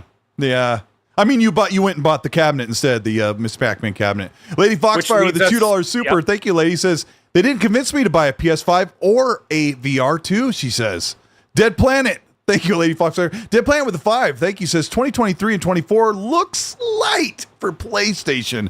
Am I crazy to think this isn't great? Because one thing Xbox won't have when it gets going is gaps in releases. Oh, man, I hope they do not have gaps because we've had a gap for 6 years solid. Let's say, you know what? They've been sitting on these IPs for 5 years. Yeah, so, and it's time to show. There's something to be said. I was listening to another show because I like to listen to everybody. I like to listen to PlayStation-centric shows, Xbox-centric shows. You know why? Because then I get a good base spectrum of how everybody feels in the different sides of the community, whatever else, right? For people who are like into the console war stuff. But I'm interested in, but someone did say something interesting on one of the shows and saying, sure, Xbox is now going to have a bunch of games coming out that PlayStation doesn't, because if you actually look in the last couple of years, PlayStation has actually released, I know some of them are PS4 crossovers, but they've actually released quite a few first-party AAA games on the PlayStation 5, and Xbox has been sitting on those IPs for 5 years. So now the perception is going to be that a lot of those Xbox games are just going to, they're going to start coming out, which is great, which is exactly what we want. But now it's going to look like they're outproducing Sony. But in fact, if you actually start stacking those up, you know what I'm saying? Like if you look at like the launch of like from PS5 till now, you've had. I can't remember all the bloody games. You had Demon's Souls. You had Miles Morales. Again, like I said, I understand some of them are cross-platform. You had Horizon Forbidden West. That's 3. You had God of War Ragnarok. That's 4. You had Gran Turismo. That's 5. 5 AAA that I can think of. There's probably more that I didn't even. Oh, and there was Returnal. That's number 6. You say Ratchet? Ratchet and Clank. That's number 7. Guys. Numbers don't lie. That's 7 that I can think of off the top of my head of AAA titles that came out from Sony in the last 2 years. Microsoft did not release 7 AAA titles in the last 2 years. I think they only have sitting on that AP. If you're stretching a bit, they probably have 3 or 4, but a couple of them are returning, like Halo Infinite and Forza Forza Horizon 5. Like it's just another Forza. I love the game so much, but. That's the joke about the Mr. Bean thing we opened the show with. Like, Spider-Man's great. It's the 3rd one in 4 years. And, I mean, really great. And Final Fantasy, they didn't make it, right? Of course, they have Helldivers and other stuff. But I was excluding money-hatted games. I'm excluding money-hatted games. I'm saying these are from first-party games. So what the point is that the good thing for Xbox, though, before people in the chat, crucify me for saying that, but I'm just saying the good thing about Xbox is that they've been able to hang on long enough now and being able to retain their fan base up to this point, that now they're going to start releasing these games that they've been sitting on for 5-6 years. They start releasing them. Well, now they're going to grow the community that hasn't left. The hold the line people have been there the whole time. And now you're going to attract new people with all these new titles that you've been sitting on for half a decade. When you right? said that Xbox sat on their IPs for 5 years, I don't mean sit on it, but I mean I agree with you. I agree. They've been sitting on those, waiting for those to be built and getting ready to even show, let alone release. But the difference with Xbox is you're getting Fable from a whole new team, whole new setup, a whole new engine. You're getting Hellblade, entire new engine. It's not a reskin or a rebuilding of Senua's Sacrifice. Like, it's a whole new deal. What else is there? There's Perfect Dark, whole new studio, whole new engine, whole new build. Like, it's not, you're not, this is so rude when I say it, but I have to say it. Spider-Man Miles Morales and Spider-Man 2, Horizon Forbidden West, God of War Ragnarok, Gran Turismo 7, Ratchet and Clank were all built off the foundation of PS4's game and polished up and expanded to be on PS5. And it's much easier to do that. And they did such a great job of those games. Xbox has been sitting on these games so long because they're basically building them from scratch. Everwild's, whenever, whatever, right? It's a whole new deal. It's not reskin from anything, right? So Xbox is sitting on this. When I say that Starfield is the ushering in the new era of Xbox, all of these games, except for Forza Horizon 6, like even Forza Motorsport, it's a whole new build of the game. And it is it's a true ushering. It's a true ushering of all new, fully next generation games. Whether you think Starfield looks next generation or not, it's revamped Creation Engine 2 over the past 8 years. It's a whole brand new IP. It's not a spin-off or a sequel to Fallout or what, right? I mean, this is a big ushering in, and that Mr. Bean gift that Ralph Wiggum put together, that little meme, is like really telling you a tale that PlayStation got a couple games that they've built from the foundation of last gen that they're reskinning and polishing up and making amazing. Xbox is bringing in a whole new thing, and they have to land. Let me move on to the next one, which is... We're going to talk about Spider-Man 2 in just a second, but I got to get your take. There's the new PlayStation Q. It's a handheld with a 5-hour battery life. Apparently, it's mainly only supposed to be used within the network at home, or if you're on really great 5G internet away from the home. It's a constant streaming device. It doesn't look at a cloud service somewhere else and fetch your game and your game save. I have a question. How well is this thing? Well, yeah, go. What do you have to say? What's your question? Well, first, I want to ask my question. My question is this: is this Q? First of all, there's only one Q, and it's the Q from Star Trek. Okay, I don't care about it. All I can think of is, damn it, Q, put me back on the What about the Q from James Bond? Oh yeah, there was that Q too. Yeah, it's like, oh well, here, Bond, here's an explosive pencil. Oh no, I better not do a British accent to get people upset. They might unstub. Now, Bond, if you pull the lid off right here and you shoot it right at the person, he's going to be... Yeah, I'm this not is an explosive pencil, Bond. Yeah. Please do not sit on it. Yeah. All I could think of is when was his Basil Expedition from Austin Powers. Here's toothpaste. He goes, I get it. Oh, is it explosive? No, your teeth are bad. Anyways, the point is, I had a question about this Q. This Q thing says it is a streaming device that works specifically with your console, correct? So like it said, you could be out of the house on a 5G network or whatever. Here's the thing. My question is, does it turn your PS5 on? Does it have to do, like, you know how like when you stream to your phone on a PS5, like it literally, your PS5 has to be on in order for that to work, which is pointless because if the PS5 is on and you're in the house, why don't you just sit down and play the PS5 that's sitting there? Well, people don't get this, but there was a time for me when before I had a dedicated game room that I couldn't play because somebody in the family wanted to watch a TV show, and I'd have to set down my controller and you change the HDMI over to the show, and now you can't play. Like if you live in a place where the family has the TV and they want to watch the TV show, you could take the PlayStation Q Lite and go in the other room with your PS5 still on, and you're good to go. But I mean, raise your hand in the chat if you live in a situation where your TV is being used and you can't game, or do you just rule the house to say, you know what? You don't get to watch anything because I'm playing something. You know what? I keep forgetting that, like, I have 1, 2, 3, 4, 5, 6. I have 7 TVs in this house, right? So, like for me, it's never an issue. I'm counting. Yeah, I was counting too. I was doing the same thing. We only like have 4, but we got rid of the 5th one. We had to give it to my in-laws because theirs broke. Ah, I see. Yeah, no, I got one in pretty much every single room, and they're all like big TVs. So like, I mean, like they're all in different areas. But so like I keep forgetting. How good is the one in your bathroom? I don't have one in the bathroom, but in the bedroom, yes, of course. I need to buy a TV for GAAS for his bathroom because he texts me a lot from the toilet. Yeah, he's there a lot. Yeah, so at least he gets some games beat. You know what? I'll save it for a show that's not G-rated because I have like 8 different reasons why he's in there all the time. But anyways, here's the thing.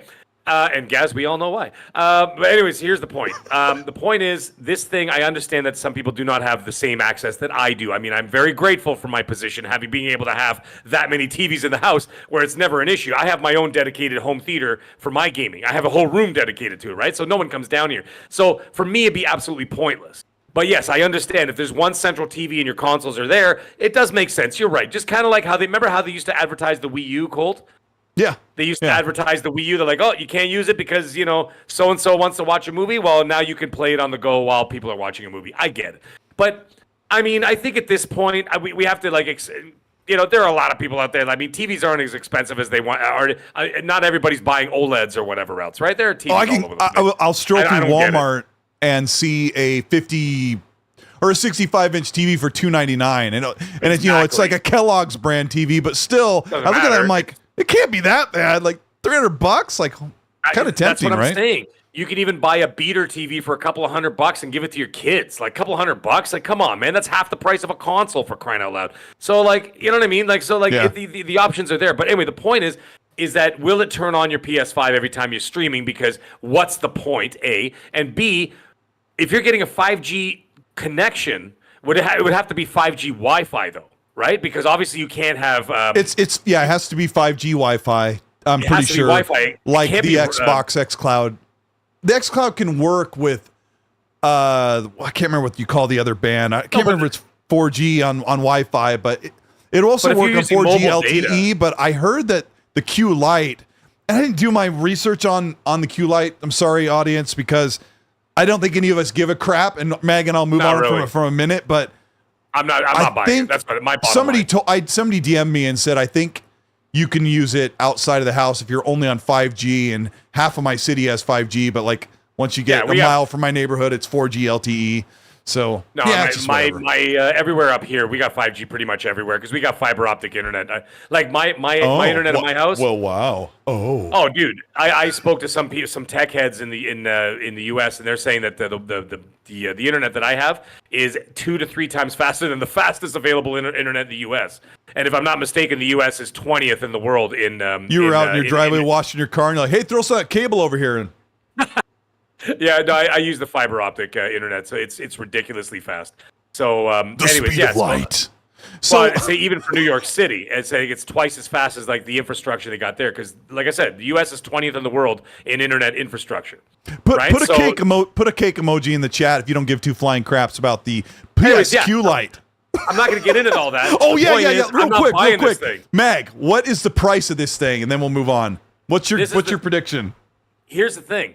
Someone said this, and this is what got me thinking. I'm like, well, U.S., you can't charge more than $199 for this thing because no one's going to buy it. But then someone said to me, they're like, dude, by itself, the DualSense 5 controller, which this thing is literally just a chainsawed in half, is $70 right out the gate. Mm-hmm. So, and that doesn't include the as Jim Ryan would say, the HD screen. That doesn't. I can't stand it. My dad says HD because my dad was raised in Australia, so he says HD as well. I'm like, can't you just call it an H? You don't have to call it H. No, it's H. It's H. But I know it's H. But anyways, the point is, it's $70 just for the controller. This controller on this thing also has the haptic feedbacks and of course and everything else that comes with the regular DualSense 5. That's $70 right off the rip. So now you're talking $70, not even including the screen, not even including the battery. Capabilities. Yeah, the battery, the screen. Now I'm thinking $299. That's what I'm thinking. And people are in the chat here and other chats are saying, shout out to Zocker who's putting the eggplants in there. Zocker's here. Zocker and I, we were talking about this as well. Like, it can't be $400 because the digital PS5 on its own with a controller is $400. But then we're like, it's Sony. Like, what are they going to charge? And so, are they going to charge $350? Like $199 is too cheap because even the little dinky Logitech xCloud that I have they tried to sell that thing for $299. I think I got it for like $210 on special. That's why I bought it, and I don't even really use it. So I don't know. Let's move on. The next. Oh yeah, I wanted to go back here. I'm gonna have to scrub back to this. I got the Aussies. The Aussies came out. They're at Biz Payne. What are you putting the clown thing for there? What's so funny? Who's a clown? Anyways, here's the thing. The Aussies are like, don't hate on Aussie. It's H, not H. Yep. You knew it was coming. I knew it was coming. I shouldn't have even said it. You know what? I can be malleable. I'll say HDMI, and I'll say aluminium, and I'll say schedule, and I'll say what the other things I've learned, because I've been around the Australians, I've been around GAAS and ASA, and I've just, you know what? I'll just change how I talk, and I'll just, wherever I go in the world, I'll just eventually learn how to talk like everybody else. Well, you know what? It's the king's language. We can't argue with it. It was there before we were. So it was there before. Yeah, is there before they? Yeah. Let me read some supers before we get into talking about Spider-Man. We got Highlander wants to know, Mag, what's the one-up arcade you're getting? What's the next one? Highlander. So you must have missed the earlier part of the show. I am getting the Miss Pac-Man Legacy Edition, and that comes with 15 or 17 games. I can't remember built into it. It's a fantastic cabinet, beautiful artwork. I'm really looking forward to it. It's going to be sometime in July. I have to wait because June I'm bouncing around all over the place internationally. I'm going to be in different countries and other places like that. So I'm going to be busy. But in July, it'll be somewhere around there. So and then it'll be right over here in between my Mortal Kombat Legacy Edition and my Big Buck Hunter. And then, of course, on the end is the 30th Anniversary Street Fighter Edition, which you can't see, but my God, the artwork on that thing is fantastic, and that's got 15 games built in. So right here, where I have the drink, my beer table or drink table, that's coming out, and I'm going to put that on the other side. And I'm going to put a fourth cabinet over here, and I'm going to start rearranging the room again. So it's going to be fantastic. But and then I know some people have already asked about it. I am going to be changing the lighting in this room at some point. I'm going to take the lighting down a bit, and I'm going to put a dimmer on here, and I'm going to put some ambient lighting for the show. So that'll be interesting. I love that. But you know the thing is, I want to get rid of your pop filter, Mag. I want you to get rid of it so we can see your face. Oh, well, yeah, I know. You know what the thing is? Like, I mean, I'm here, you can see me, but the problem is sometimes I lean in too much, and I think that's just an People like it thing, when you right? lean in, bro. I mean, I'm sure I pop poop all the time on the mic, but yeah, your mic doesn't pop. Like, I mean, I try to. Here, I'll bring it down a bit. There we go. Everybody can hear me just fine, I would imagine, right? No, wait. So, no, I mean, get rid of it. You don't even need it. I like you keeping the mic up. Yeah, you don't need it. Yeah, you don't need it, but whatever. All right, well, we'll try it. It's your mic. We'll try it. How about that? I think, there might be a little bit of pop there, but No, I don't think so. I was talking to my older brother. I had my mic set up. I have the foam sock on it, and I had the pop filter. And he goes, "Get rid of that." I go, "Why?" He goes, "You don't need two." I go, "Yeah, but I still get the bassy pops." And my brother's an audiophile, and he's like, "Get rid of it, and you need to change your angle of how you talk." Because I had an old mic. It's like all this stuff in front of me. Yeah. Anyway. Yeah, that's fair. Let's talk about Spider-Man for just a moment. I thought it looked really great. Super surprised to see them show it at 4K 30 ray tracing quality and not show it off for performance on a PS5. But this is what Insomniac wanted to do. I have no problem 100% believing this game will have a performance mode. It'll have a performance mode and a performance ray tracing mode where it has dumbed down ray tracing to get you 60 frames. I think one of the problems with Spider-Man, because if you're not a big PlayStation fan or if you're an anti-PlayStation fan, you're looking at this and it's fairly obvious, even to me as a fan of the first game. Right. We're just seeing yet another third reskinned amazing Spider-Man game in the past 4 years. I think that's 2018 through 2023 or whatever it is. 5 years. That's one of the things that was pulled the show down. Like, yeah, we wanted to see this, but now that we're looking at it, it just looks like a PS4 game. That's not what I said. That's what a lot of people said, but I can see where they're coming from. It looks like because the PS4 2018 Spider-Man looks fantastic. This there's no way for them to go beyond other than if you believe that Miles can zoom through the city faster because of the SSD. I think this game could run on a PS4 and a PS4 Pro. Meg, how do you feel about the reception of this game? I was actually a little bit surprised that a lot of people were sort of negative about it. I think that had a lot to do with the rest of the showcase not being up to people's standards. So I think that affected everybody's reaction to Spider-Man, right? Because by the time you got to Spider-Man, everyone was like, "That's it." Because when Jim came on and he says, "Thank you for watching the show," and I think the general consensus there was, "What? That's like all? it's over? Like, where's Wolverine? Where's Stellar Blade? Where? Like, I mean, even if you didn't have anything ready, just tell us the games are coming within the second half of the generation. Here's the thing, and I'd be Mag. like, I'll wait 3 years for Wolverine. I don't care. I'll wait. But like, just tell us it's coming. Here's where PlayStation failed. Like, we have no idea what games are coming out on the PlayStation from first party in the next 12 months. We have no idea, let alone the next 18 months into next holiday. We have no idea. Like, are you really going to tell me that next May or June, there's going to be another showcase and PlayStation's going to say, here's your big holiday blockbuster for 2024. Maybe that's Wolverine. But even Insomniac kind of sounded like they weren't going to be launching in 2024. I think that's pretty much what they've said as carefully as possible. They won't. It'll be 2025. They're going to give it a 2 year. They're going to give it a 2 year break, and it'll be amazing. Spider-Man. Yes. Oh, Wolverine's going to be fantastic. I have no qualms about the quality of Insomniac. Insomniac has always given me quality, and I've always enjoyed their games, so I have no issue with them. And I got to tell you, from even from an Xbox perspective, the biggest travesty on planet Earth was Microsoft not making the move to purchase Insomniac. Yikes!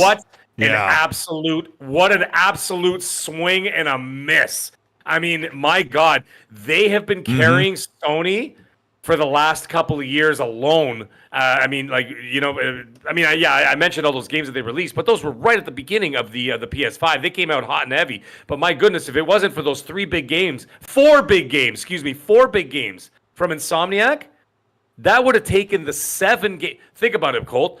2018, you get Spider-Man. 2020, Miles Morales. 2021, Ratchet and Clank Rift Apart. And then now Spider-Man 2. Yep, games. That's 4 games. In 5 years. Huge. They've been carrying PlayStation first party, yeah.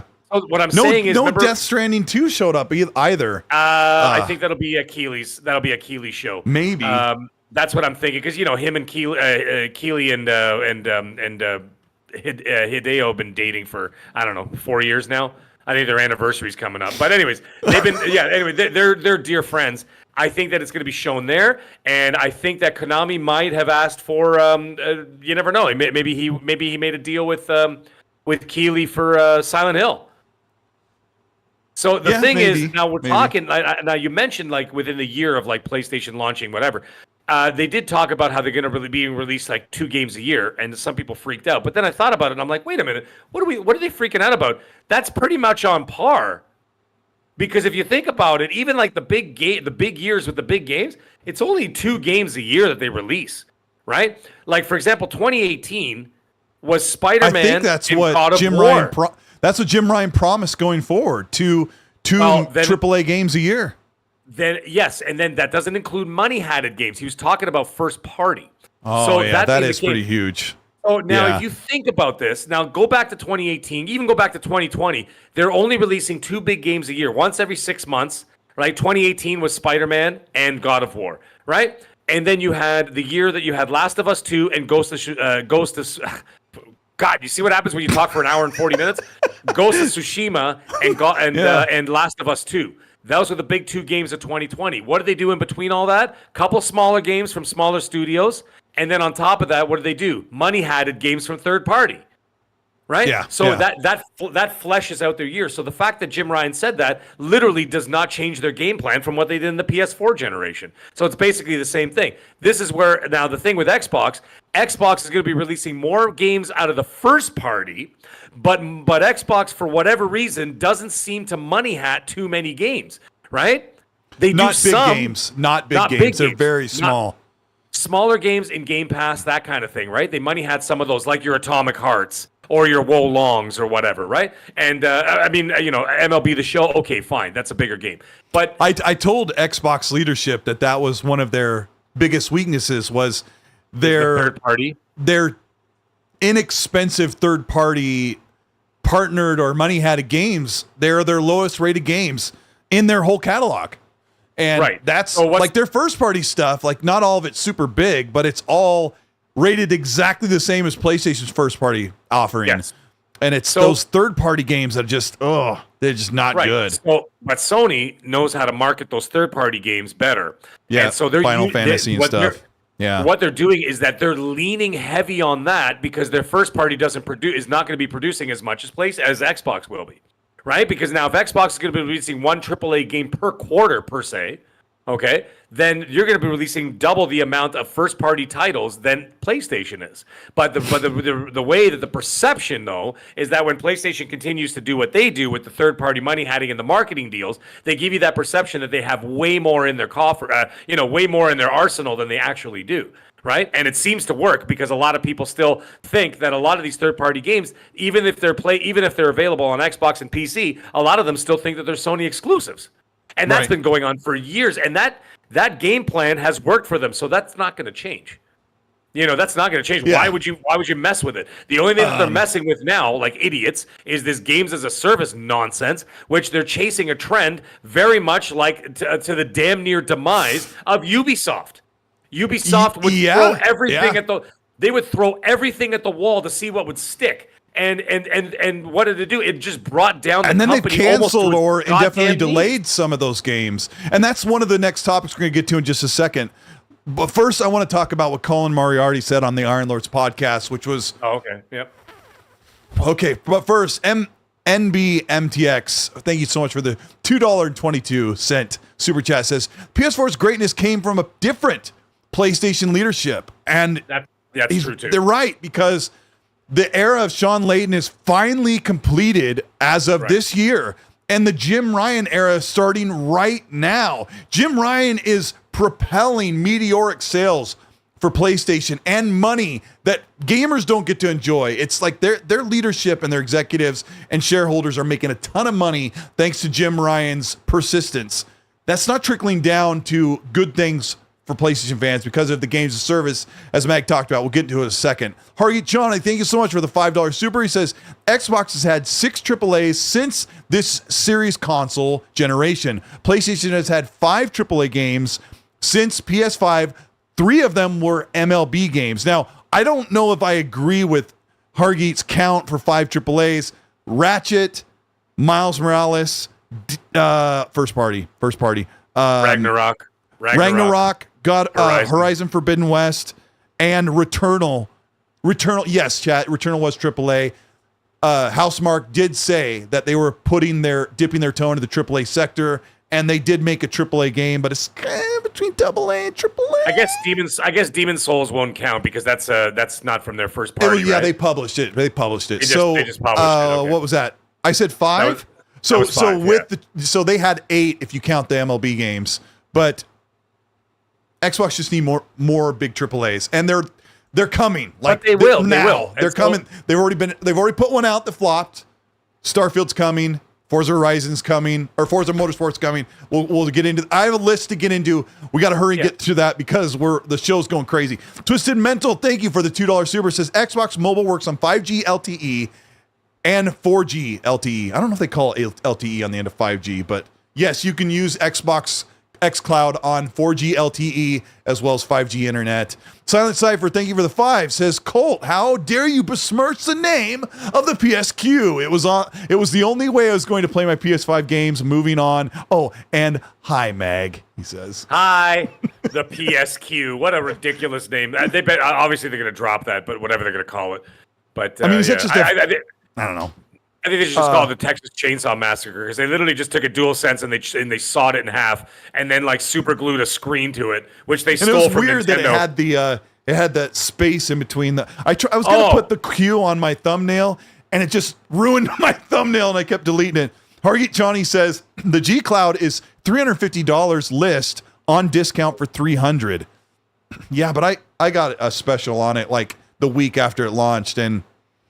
I don't even really use it. Twisted Mental with another one. Thank you for the 5. He says, Microsoft tried to purchase Insomniac, but they said they wanted to stay independent. I hadn't heard that. Like Mag said, they tried to offer them the Marvel license, and Xbox says, we want to make our own stuff. Actually, back then, they didn't even have the money. Like, their leadership said, no, Xbox, you can't buy a Spider-Man game and build it.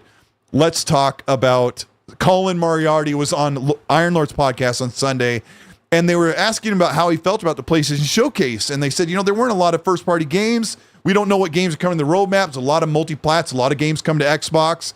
That's another topic we got to get to. But Colin said that I don't know why, Colin's words were, I don't know why people get so hot and bothered about first-party games. Like, as a gamer, you should be excited about all the games you'll have access to. Like, he goes, I know we're in the weeds as content creators or on, his podcast. He says that it's important to talk about first party and what's coming first party, but everyone has this weird obsession about what games first party are shown at a showcase. And everyone flipped out when they heard him say that, because if Xbox had their showcase in 2 weeks and they only showed 3 to 5 first party games, everyone, including Colin and myself and Mag, would be lamenting at Xbox for not showing first-party content at their own show. And this is a big deal because Xbox, when you sit down to wait, when you wait 12 months to see the big showcase, the big extravaganza of games, and first-party hardly even shows up to the affair wearing like khaki pants and a crappy polo shirt. Holy smokes, like you have to, this is your moment to say Sucker Punch, Sony Santa Monica, Naughty Dog, and like we didn't even talk about this in the show. Naughty Dog didn't even show Factions because Bungie took a look at Factions and goes, nah, bro, this ain't it. Like, you're not launching this. This may have flown if it was a tag-in game with The Last of Us Part 2 in 2020 on the PS4. You can't. What we're looking at cannot launch. Where's that quote? Moving around. Naughty Dog says, we know that many of you have been looking forward to hearing about our Last of Us multiplayer game. We're incredibly proud of the job our studio's done for this. But as far as development, we've continually realized what's best for the game is to give it more time. Because only Xbox can delay games, not PlayStation. But we decided to go ahead and delay games as well. Our team will continue to work on the project as well as our other games in development, including a brand new single-player experience we can't wait to tell you about in 2027. Also, I made some of that up. And then... Sorry, it had to come out, yep. Yeah. So, Colin was basically excusing PlayStation for not showing first-party games. But, to his credit, Mag, as I give it to you, he does know with confidence that PlayStation first-party is working on a lot of great things. But... They are. How do you feel about his statement? Well, here's the thing. I don't necessarily agree with it. I understand what he's saying. I understand what he's saying. I'm not saying I agree with it. I understood the words that came out of his mouth, to quote Rush Hour. But Rush Hour 2 to be great exact. Movie. Rush Hour 1, 2, and 3. Yeah. So I heard what he said. I don't agree with it. But here's the thing. When it comes down to these showcases, if you look at the PlayStation Showcase, if you pulled the word PlayStation away from it or Sony, that was a great games showcase. It wasn't a great Sony showcase. So they showed a bunch of games. You know what I'm saying? So that's what I'm saying. If you're going to put on a Sony, first of all, I personally think that Sony should not have even put on a show. Their sales are through the roof. They're making money hand over fist. Okay. They're embarrassing everybody in the sales department right now. Did they put the brakes on, or did they kind of slow down?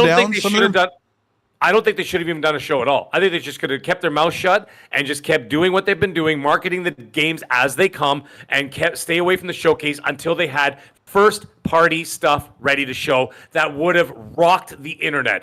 An Uncharted 5 would have rocked the internet. A Ghost of Tsushima 2 would have rocked the internet. A Last of Us 3 would have destroyed the internet. A Wolverine, whatever. I'm just saying. I'm just giving you an example.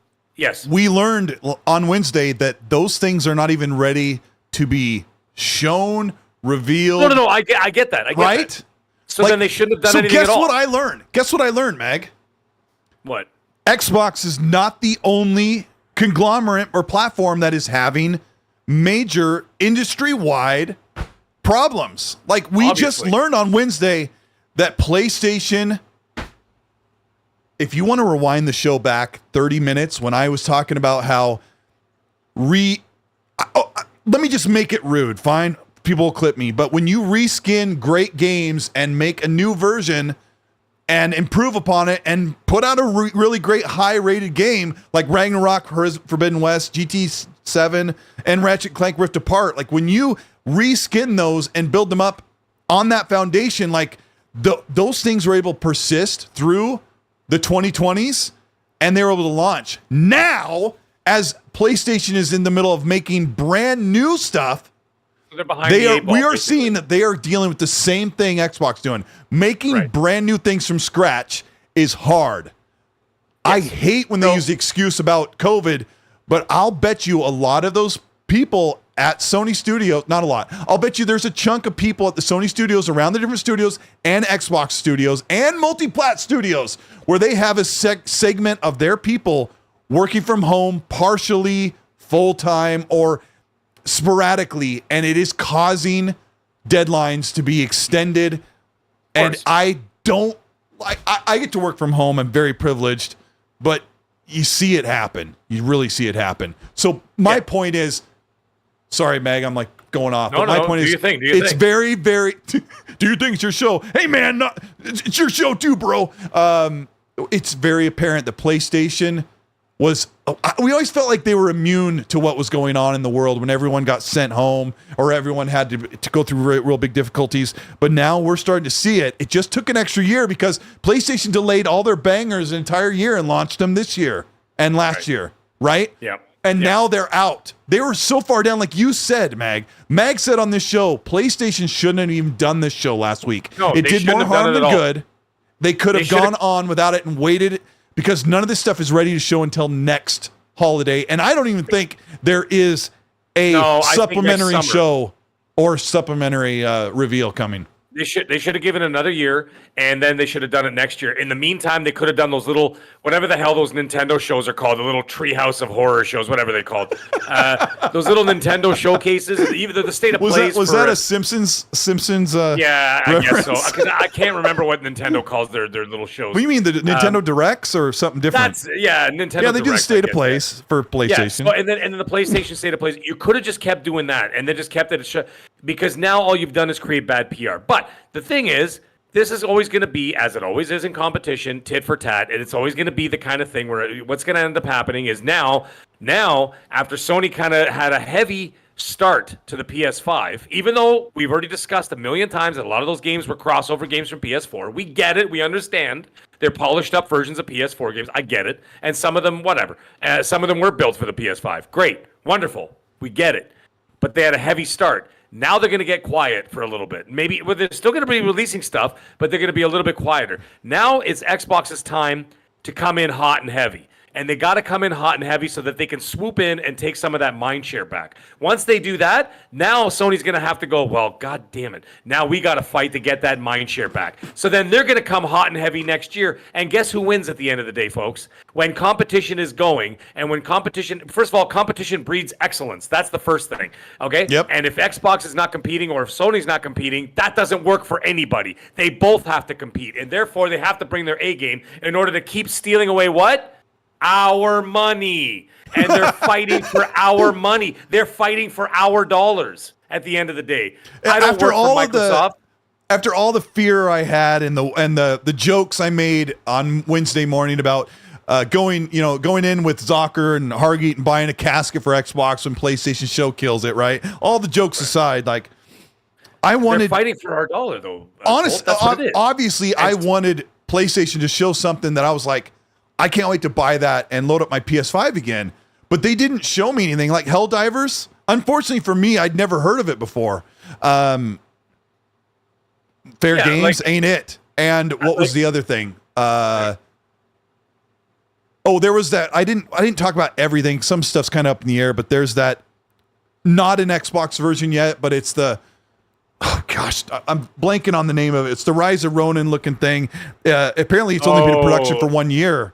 Eternal, what is it? Eternal Blade or Infinite Phantom Blade Zero? Zero. Phantom Blade Zero. Phantom Blade. Yeah, I didn't have to look it up. I actually, it just slipped my mind for a moment. But, I was waiting, like, at least if I have to say Xbox is going to take an L because the PlayStation Showcase had this one, they didn't show anything where I was like, I got to have it. And so the next part of the show, we got to talk about Clobril, who is a... Before I talk about that, briefly, right after the showcase, Xbox's PR team was like true reactionary messaging where they said, what a good-looking group. And PlayStation had 9,000 likes on their, here's the PlayStation Showcase. Xbox got 45,000 likes on a graphic. And I'm actually going to put it on screen here. Hang on. I'll bring this over here. Let's see. Where is it? I think did I even add it? I thought I did. Gosh darn it. Oh yeah, I put it here, and then I think it's right here.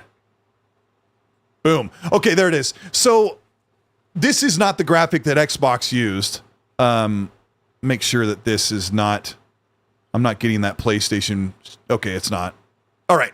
So anyway, they put up what a good-looking group. Now, it wasn't these... I modified this in Photoshop, but they showed 12 games at PlayStation Showcase that are coming to Xbox. And so the media, like Games Radar, went after Xbox and said, what a good-looking group. And they put a bunch of pictures of Starfield on this graphic right here. Yeah, right I here. saw that, yeah. Right?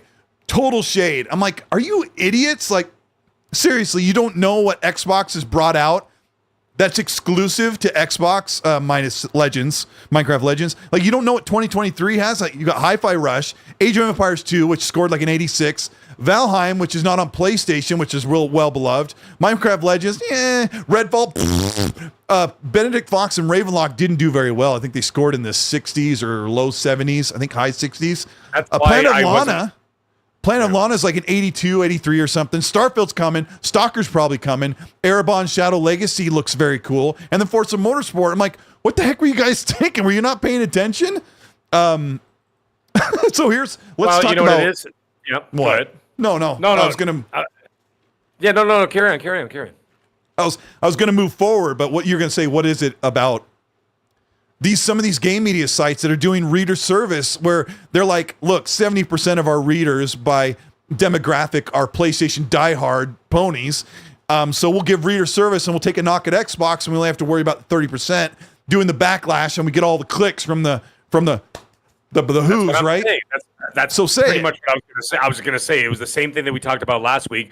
By addressing and getting the attention of 100% of the fans, what you do is you're going after the 70% of the PlayStation fans. That's fine. That's what you're trying to do. They are the market leaders. They have the most eyes on them, right? So you get those people. And then you say something to upset the Xbox fans. And so you get that 30% to come and engage on your article as well, right? Yeah. So they're literally eating out of my hands. I am saying it time and time again, exactly how the world works. And some people scoff at me, but every time I get proven right, week after week, after month, after year, because I know how the world works and I know how media works and I know how it all goes down, right? And that's exactly what they did. They did it again. And we talked about it last week. And what did they do this week? They did exactly what I said they did. They're going to appease the 70% and piss off the 30%. And they did so in spades. And therefore and even if they don't care, and you know what? They don't care.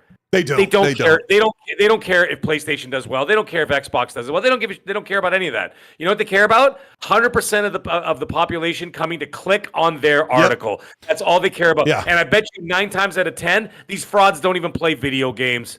Okay? I mean, I could do the same thing.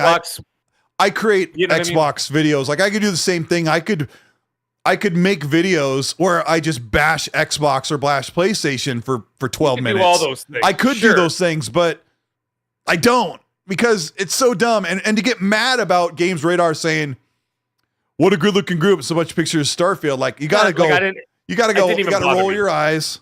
And then what did I do? I saw it on my phone. I was playing a game, talking to Hargeet, and I said, hang on a second, pulled this desk up that you can't see. And I said, Hargeet, all right, let's talk about what's coming from first party. And we were talking and I was grabbing the images. I built it. I go, instead of getting mad, I'll just reply to him or quote tweet him with this. And It's like, I don't people even, like, I don't even respond. I didn't even respond why to any of even those things bother? because I know what they're doing. So I'm like, listen, I know what you're doing. I'm not going to engage. And I'm not clicking on your article. I just see people screenshotting it, people retweeting it, whatever. And I'm like, they're doing exactly what they want you to do. Right? Yep. And I mean, Yeah. some people could say that. Some people could say that about my videos. When I make a video and I get 100,000, 200,000 people coming around to watch these videos, and they're like, and they call me this name and that name and this name and that name. I just do them because I think they're funny. And I'm not looking for clicks. I'm not looking for clout. I'm not looking for any of that stuff. It just happens. And you're not looking to hurt to somebody's feelings when you wear Not a unicorn particularly. hat. Not particularly. Like I did Boom Show last week with the unicorn horn on the entire show, right? So you should have seen how difficult it was to wear that unicorn horn on top of my headphones. But I did what I did, and I just thought it was funny. You do and what like, you got to do. You do but it. I'm not some wacko that's sitting in Starbucks all day writing articles trying to rile people up so that you can get clicks, but they don't actually care. You know what I mean? Basically it's just like everything else in this world. They call it fan baiting. Right? And then they've been doing it in Hollywood now by trying to upset the fan base. Like if you look at like Star Wars, they're like, Star Wars movies are not made for old Star Wars fans anymore. Yeah. Right? So then you get the 50s, 40s, you get guys in their 50s and their 40s and their 30s freaking out, going to the article, clicking on it, doing this, that, and the other thing, and then they do it because they know that they're going to get those people on there just to get the clickbait, right? So it's the angry guy is going to share. The angry guy is going to share that with like 6 of his friends. So it's like wildfire. And YouTube videos, Yep. and they do the same thing with. So it's fan baiting, it's game baiting, it's race baiting, it's all this bull crap that they do on this thing to upset people. Advice, and everybody keeps falling for it. Just don't look. Just don't my look. advice Remember is, The Simpsons? Yeah, what do they do on The Simpsons? Just don't look. Just don't look. Don't you remember that when they had the Treehouse of Horrors? There's that reference again. My advice is I see a lot of Xbox fans that'll get into fights because I used to fight on social media and then I backed off. I'm like, if they're sideways, I just mute them. But if you want to reply, just go grab the information and just send it. Like send a link, grab a screenshot from an article and say, this is actually what it is. Just post it and then bounce. But we're going to talk about Clobril, who has been tied to Xbox and a lot of information that's going on. And he has a prediction that kind of sounds close to what he thinks or what he may have possibly heard is coming to the Xbox Showcase in 2 weeks. We're going to cover that in just a second. I got to read these supers because people have some more comments about here. Twisted Mental, we got that one. Bunty's thing over the 5 says, why is nobody talking about the fact that they did the 12 months without saying it? Well, Bunty, I think they kind of really only gave you what's coming in the next 6 months. And not even really, like there weren't a lot of release dates and there was no roadmap coming out in the near future. Like Resident Evil 4 VR, no release date. Metal Gear Solid 3, no release date. Those are guaranteed no release dates, right? I mean, and then the other ones, I don't know. They didn't get. They didn't even give us a release date for Spider-Man. Spider-Man was not even a release date. But yeah, it says fall 2023, and I think they're just kind of maneuvering whenever in September they're going to release that. Call of Duty. I think they're waiting for Call of Duty and Starfield. Well, Starfield. Because they want to know think that game would come out in September. Oh, they already October. know what Starfield. Don't they already know what Starfield September, right? Starfield September 6th. So I think we already know that. People said the Call of Duty thing, which Call of Duty launches in November. I think this is a September, possibly October game for Spider-Man 2. They're probably just trying to figure out exactly when everything's going to be ready before they give a date, because it's been very dicey for developers when they give a date. Even for Starfield saying it's September 6th. Let's see. Raiden Blade says, Colin said exclusives don't matter. What BS is that? He's like, well, he didn't really say that, but he kind of did say, why are we making such a big deal about exclusives? Like, dude, you're talking about a first-party showcase from PlayStation. And like I said earlier, if Xbox only showed a tiny handful of first-party games, like we wouldn't hear the end of it from people like him or me or Mag or that's what I'm anybody saying. else. An Xbox showcase should be about Xbox games with a tiny sprinkle of third-party games that they have marketing deals with. Because you're watching an Xbox showcase to see what Xbox is doing. I'm watching a PlayStation showcase to see what the PlayStation is going to be giving me in the future, right? With a small sprinkling of whatever they're marketing. By the way, King Hell in the chat, he says there was a roadmap. It's just that the route went quickly and directly off a cliff. Well, that's really funny.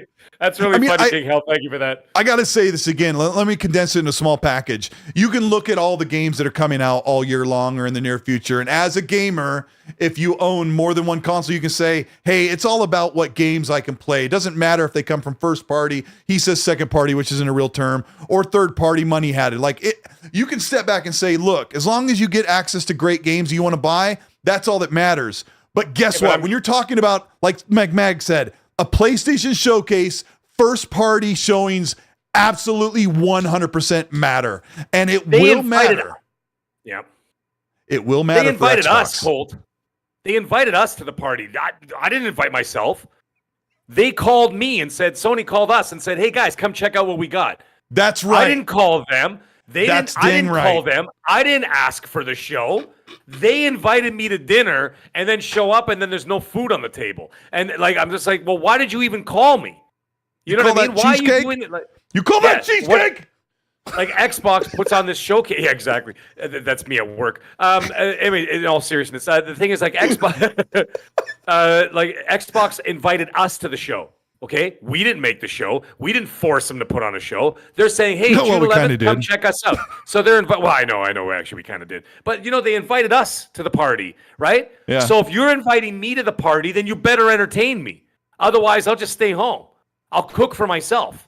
I'll entertain myself. I'll watch a movie and get drunk and watch do whatever. I don't care. I'll do that by myself. I don't. Guess what? But if you invite me to your house, then you better have stuff there for me. Yeah, right? And first party absolutely matters because you want to know what those studios are making and what's coming to your console. So, I mean, there's no way to wiggle around that. Like, because I've made videos about how exclusives don't matter in the point of that they typically only sell 5 to 20% of the entire platform and all that stuff, right? But when you're talking about, like Mag said, when you get invited to sit and watch a live stream, that they're like, hey, we've made this presentation for you. We want you to buy this timeshare. And that's the cheesecake that you got served to me. You called me.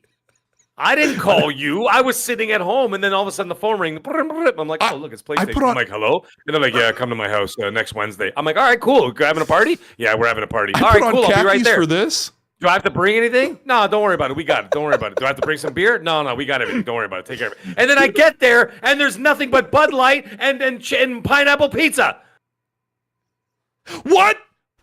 We're going to talk about that post-show. I don't drink light beer. Sorry, no, that's not what we're going to talk about. The pineapple pizza, dang you, on another time. Silent Cypher, thank you so much for the massive orange $20 super chat. Who's also a channel member. If you're a channel member, you get the custom emojis that I drew. You get entered in for monthly drawings for merch of your choice. You get to pick something from the store. Appreciate it if you want to support the show. We really appreciate you being here, Silent. He says, Colt, dude, I'm wearing khaki pants. Why you got to bust my chops? He says the early 2000s were an amazing time. I don't own a pair of khaki pants anymore, but the last pair I did own were flat front, no pleats, no cuffs, but back in the late 90s like that, yeah, those, I don't know. My wife's like, you should get some khaki pants. I'm like, I don't like khaki pants. I feel like I'm an Eddie Bauer model if I wear khaki pants, but that's just me. You see what happens, Colt, when you have 1,400 people in the chat? I say one thing about pineapple pizza, and the riot started. Right? I told you. Team Pineapple Pizza is already trending. Here we go. Nonsense. Wait, let me ask you. Do you like a Hawaiian burger with a ring of pineapple that's been grilled with Swiss cheese? You don't? No. Well, it was nice having you on the show. Thanks, everybody. We'll get a new co-host next week. No, You know we eat up here for burgers. We eat Angus burgers from Calgary because that's where all the best beef in the world. The USD. You know what's hilarious? USD. This is something that a lot of people don't know. You know, USDA Prime is one of the finest beefs that you can get in the United States. Sure. Guess where it comes from? Guess where it comes from? It comes from Alberta. So you know what they do? They take the Canadian beef because the Alberta beef is the best the best there is, and they stick then an American flag in it. they literally stamp it in the U.S. and then they send it back to us and charge us more for USDA. Those prime son beef. of a biscuits. Can you imagine that? And I know because trust me, this is what I do for a living. You do. I'm dealing with it on an international. Now I'm like on a not only national, now international basis. I'm dealing with all of North America now. So. Can you do a video of you making a pineapple pizza and then right when you take it out of the oven, you just go and flip it. And they go, "Bear, it's a masterpiece." You know what the funny thing is? My wife, she's Irish though. She's not Italian, so she's already a disaster. She eats pineapple pizza, so like I can't deal with it. So when we buy pizza, we order pizza. She orders a separate pizza for herself, and I just look at it with disdain from across the table. I'm like, you're just despicable. Sometimes I can't even live with you.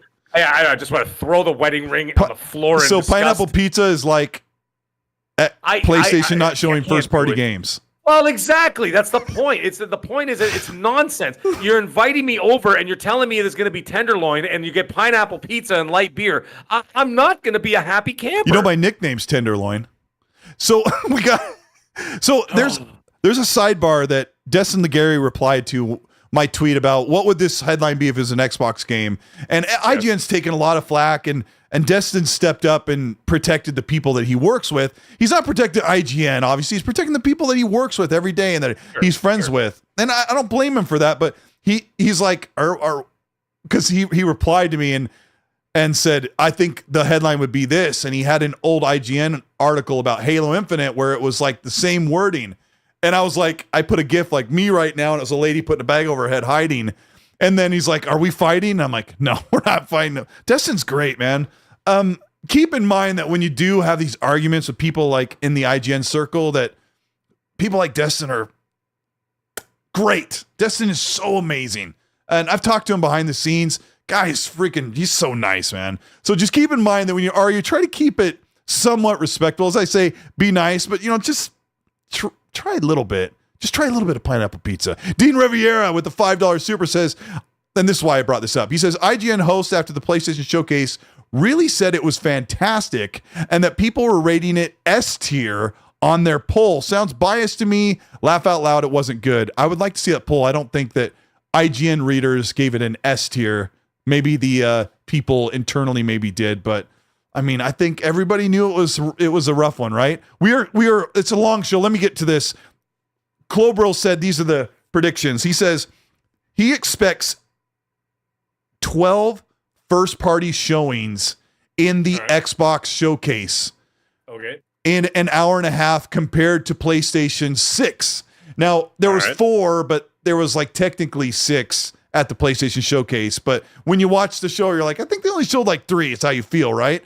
So he says Starfield, which will get their own direct. Forza Motorsports, he expects a condensed presentation.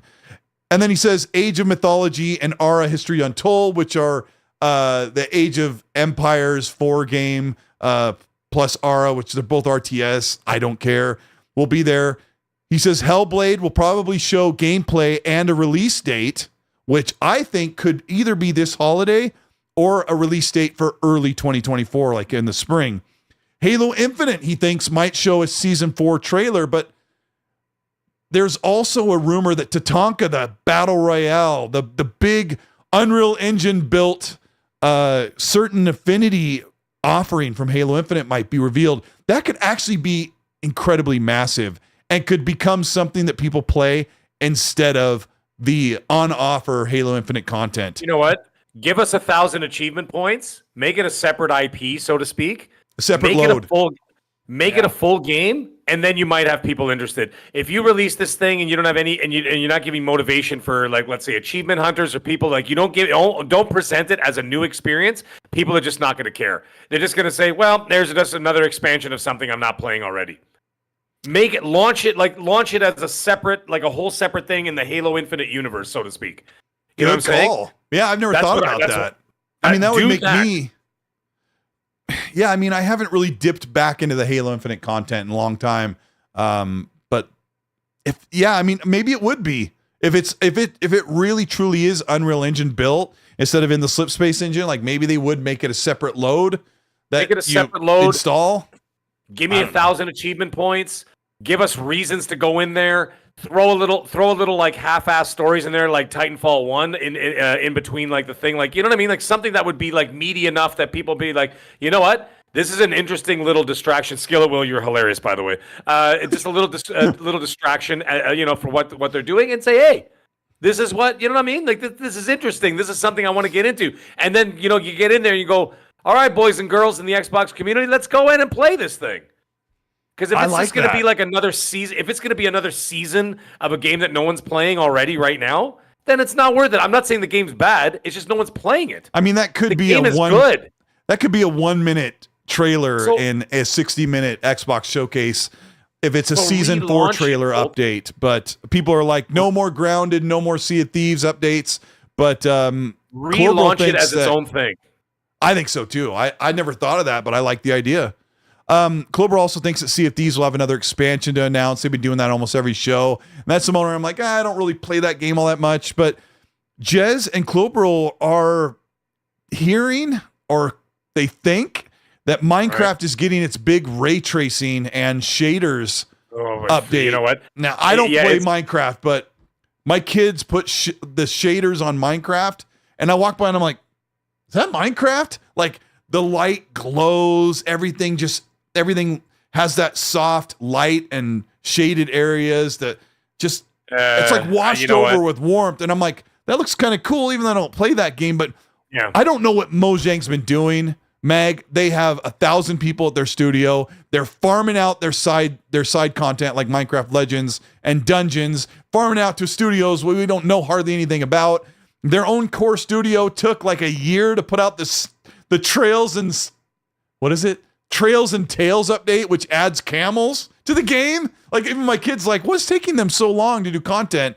I don't know, but Minecraft, come on, man, put some people together and do something great with that. The Minecraft ray tracing is coming out the same day as Half-Life 3 confirmed. So, I mean, they've been talking about this. It's not even 4K on the Xbox at this point.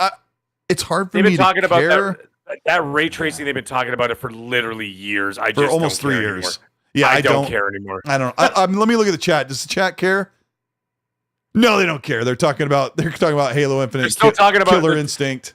Yeah, and they're still talking about Pineapple Pizza and Halo now because I remember how great. I'm not saying no one's playing it. Titanfall 1 was. Remember how great Titanfall 1 was. When you said something like, if they had something like Titanfall, like, oh my gosh, that would be amazing.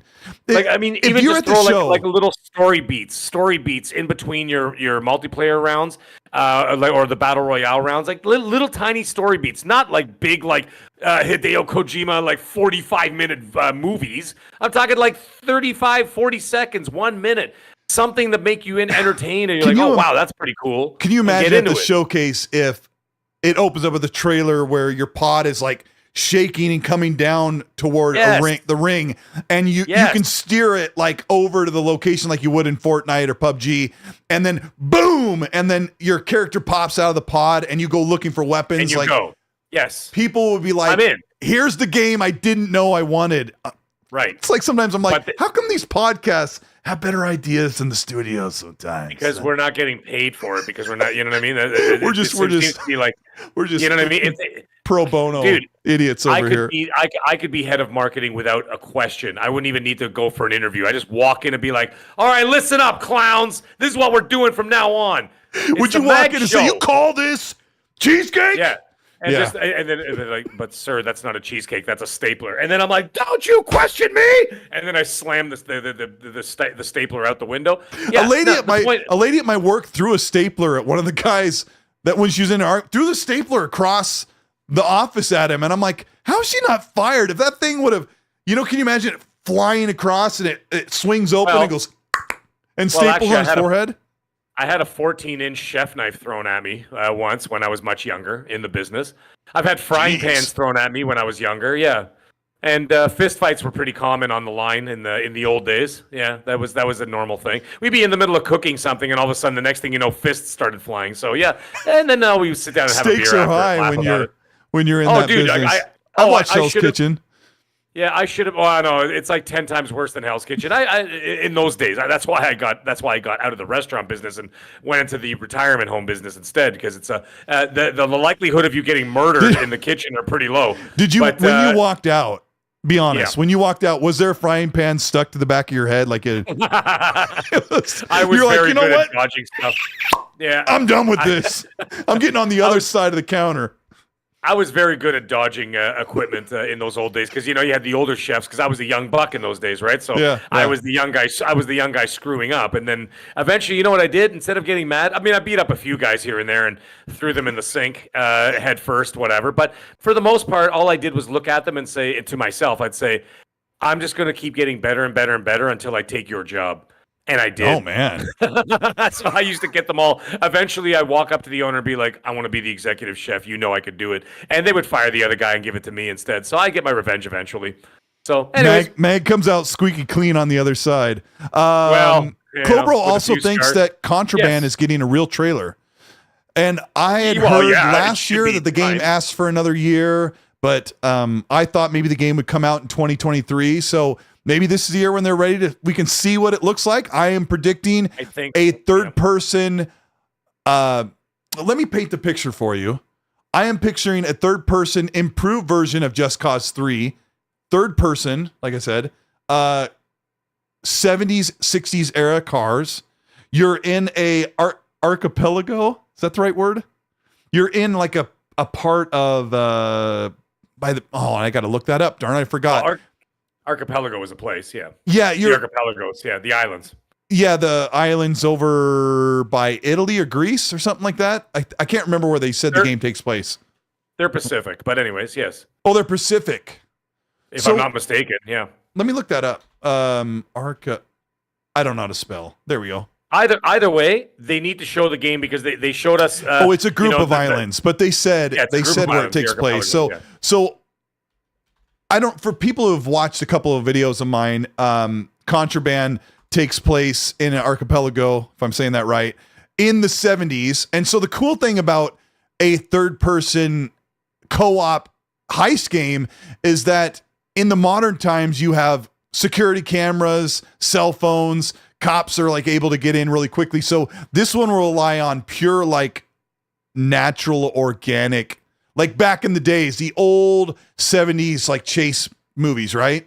So you've got these big gas guzzling boats that you're driving, and you don't have to worry about hacking cameras and computers. Like it's all about line of sight. It's all about, cutting a wire on an alarm system, breaking windows, climbing in through a roof or whatever like that. We don't know much. Buy-in is what it says. 1970s buy-in in the fictional paradise set in a set of islands. So it's off somewhere in a foreign country, and so it's not set in the US, and you are heisting with your friends. I think online, four-player co-op, Smuggler's Paradise. So Contraband could look really cool, but Avalanche Studios, I think, really failed with Just Cause 3 in some ways, but really, really failed with Just Cause 4. But Rage 2 and Mad Max, which they helped on, are fantastic. So it is very highly likely that Contraband will be really, really cool, and I hope they show it. One of the other games that Clobril is expecting, he gives a list of things, so I condensed it down. He thinks that Compulsion might show their game.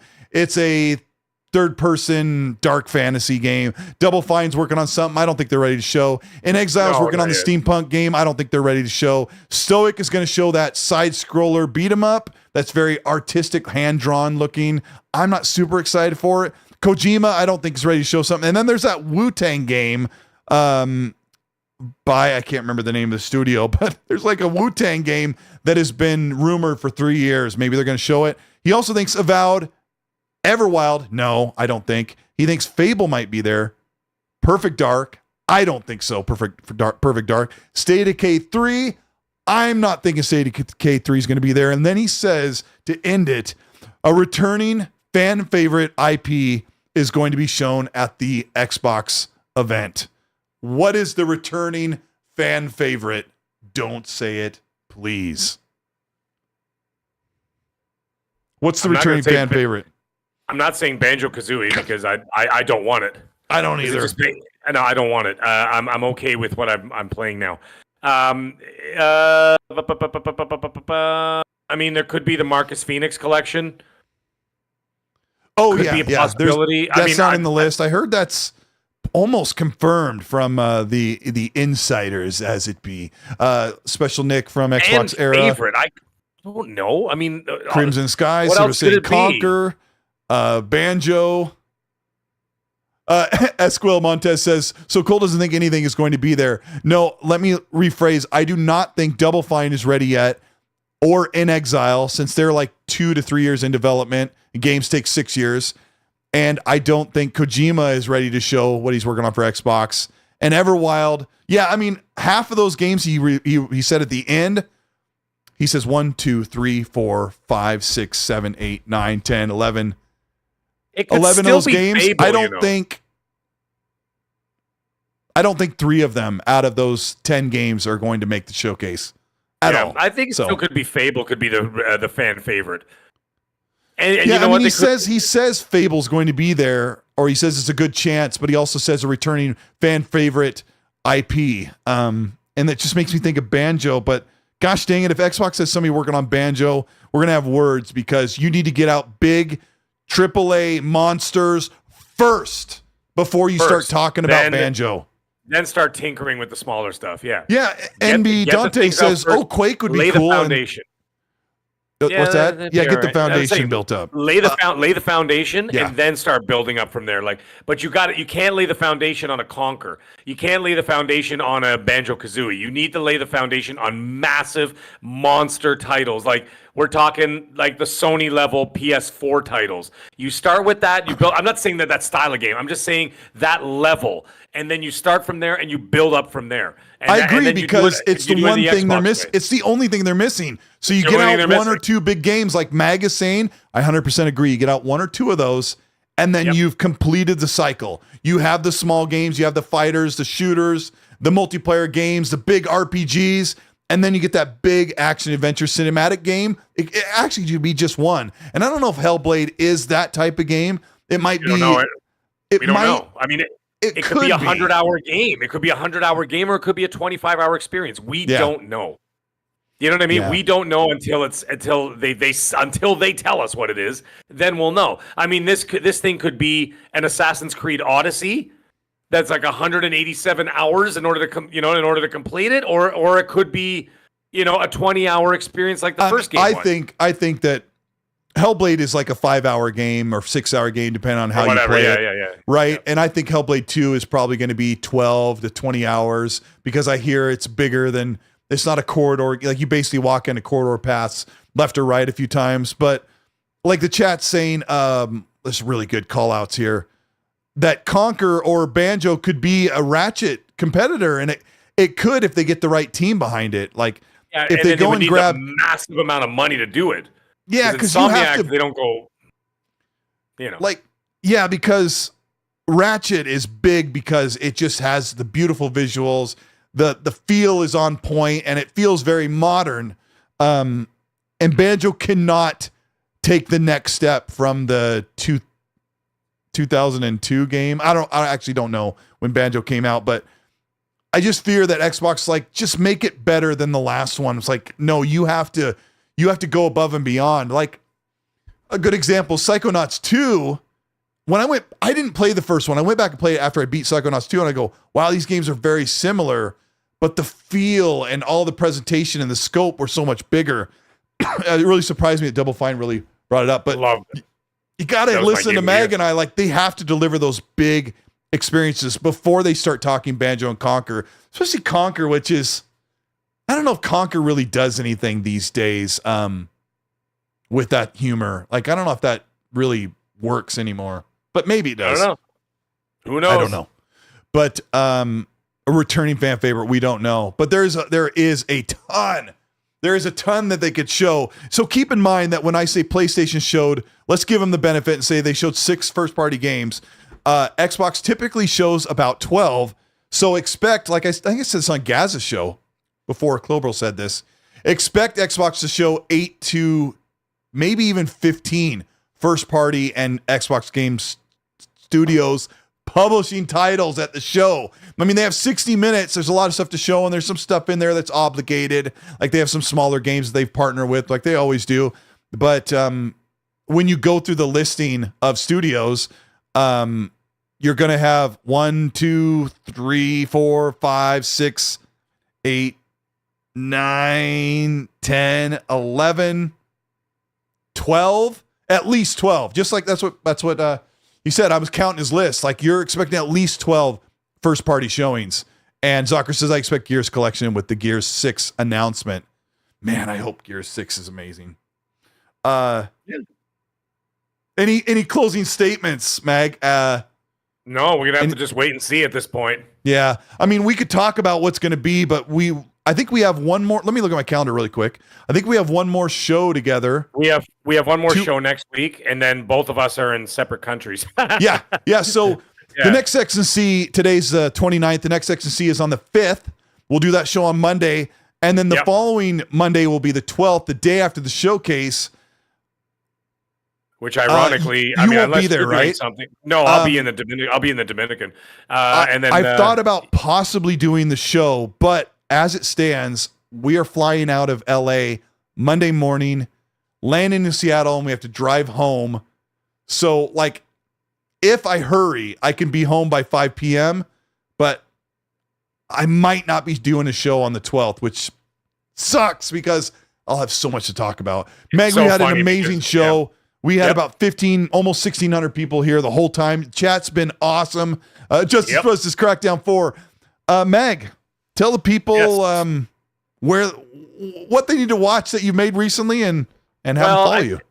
Yeah, I'm just doing a couple of funny things. I was just experimenting with a couple of things. I just made a little cooking video. It's only like 2 minutes long, just goofing around. And then, of course, I did my Pony Master video just in response to the Sony showcase. And hey, man, like I said, just toying around because real life has gotten real busy lately, especially the last couple of weeks, right? So I got a lot on the go. June's a busy month. I'm doing a lot of traveling, some for work, some for fun. So it's gonna be a busy time. And then, of course, we got all these showcases on top of it. We're doing our live shows for you. So it's a super busy time. So on the personal level, I'm not doing a whole lot. But I am engaging. Listen, everybody who tries to talk to me and engage with me, hey man, I'm always there. My DMs are always open. I'll always answer people. I always talk to people. Thank you guys for all the support and everything and all the great followers. I just ask one small thing, which I had to turn down 2 more people tonight on the PlayStation side of things. If you're going to add me on the PlayStation, stop trying to add me as a close friend where it reveals all the names because I'll always decline it. So just add me as a normal friend. Oh, you can do that. Yeah. Yeah, because it says wants to be your close friend. And then when you look at it, it says this will reveal your real names and last names and all this other stuff. And I'm like, yo, I don't even know who you are. So like, yeah, so I don't do that. So please just add me as a normal as a normal friend or whatever. So yeah, anyways, other than that, hey, we had an awesome show tonight. We broke another attendance record tonight. Chat, you guys were on fire. The jokes were hilarious. And oh yeah, I see you Skillet, Will. I'm going to ask my dad that later. I'm talking to him right after the show. So anyways, it was a great show. Colt, amazing as always. Guys, we will all see you next week. Have a great week. We'll have more to discuss next week. And yeah, everybody, keep it real. Let's go. Thank you, Meg. I got 2 more supers that reviews Scientology USA. Thank you for the 2. Says, give me some Contraband Game Pass. Is it, I don't know what GP is. Is it running on UE5? I don't know. I'm going to guess UE4, but I don't know. Pixelbit G, thank you for the 2. Says, High on Life has 7.5 million players. That's my Conquer team. They're a really great team, and they have High on Knife, a new DLC coming soon. That will be something you have to buy if you have the game and Game Pass, but that's going to be great. As for me, I didn't put out a video last week. Everything's been really quiet. It was like all eyes on PlayStation Showcase. Hopefully I'll have something that I could build a video on, because if I'm not building a video, what am I even here for? What's my existence? But we really appreciate you guys. Meg and I are going to get out of here. Have a great week. When you're out there fighting with people and calling the media bias, do it with a little bit of niceness, a little bit of respect. And then you can burn them real good if you're not a total jerk. That's what we all try to do because you guys are amazing. But we've had a great show. Meg and I are going to go, we're going to go to sleep. We're tired. I'll see you there in a few minutes. All right, guys. See ya. Wow.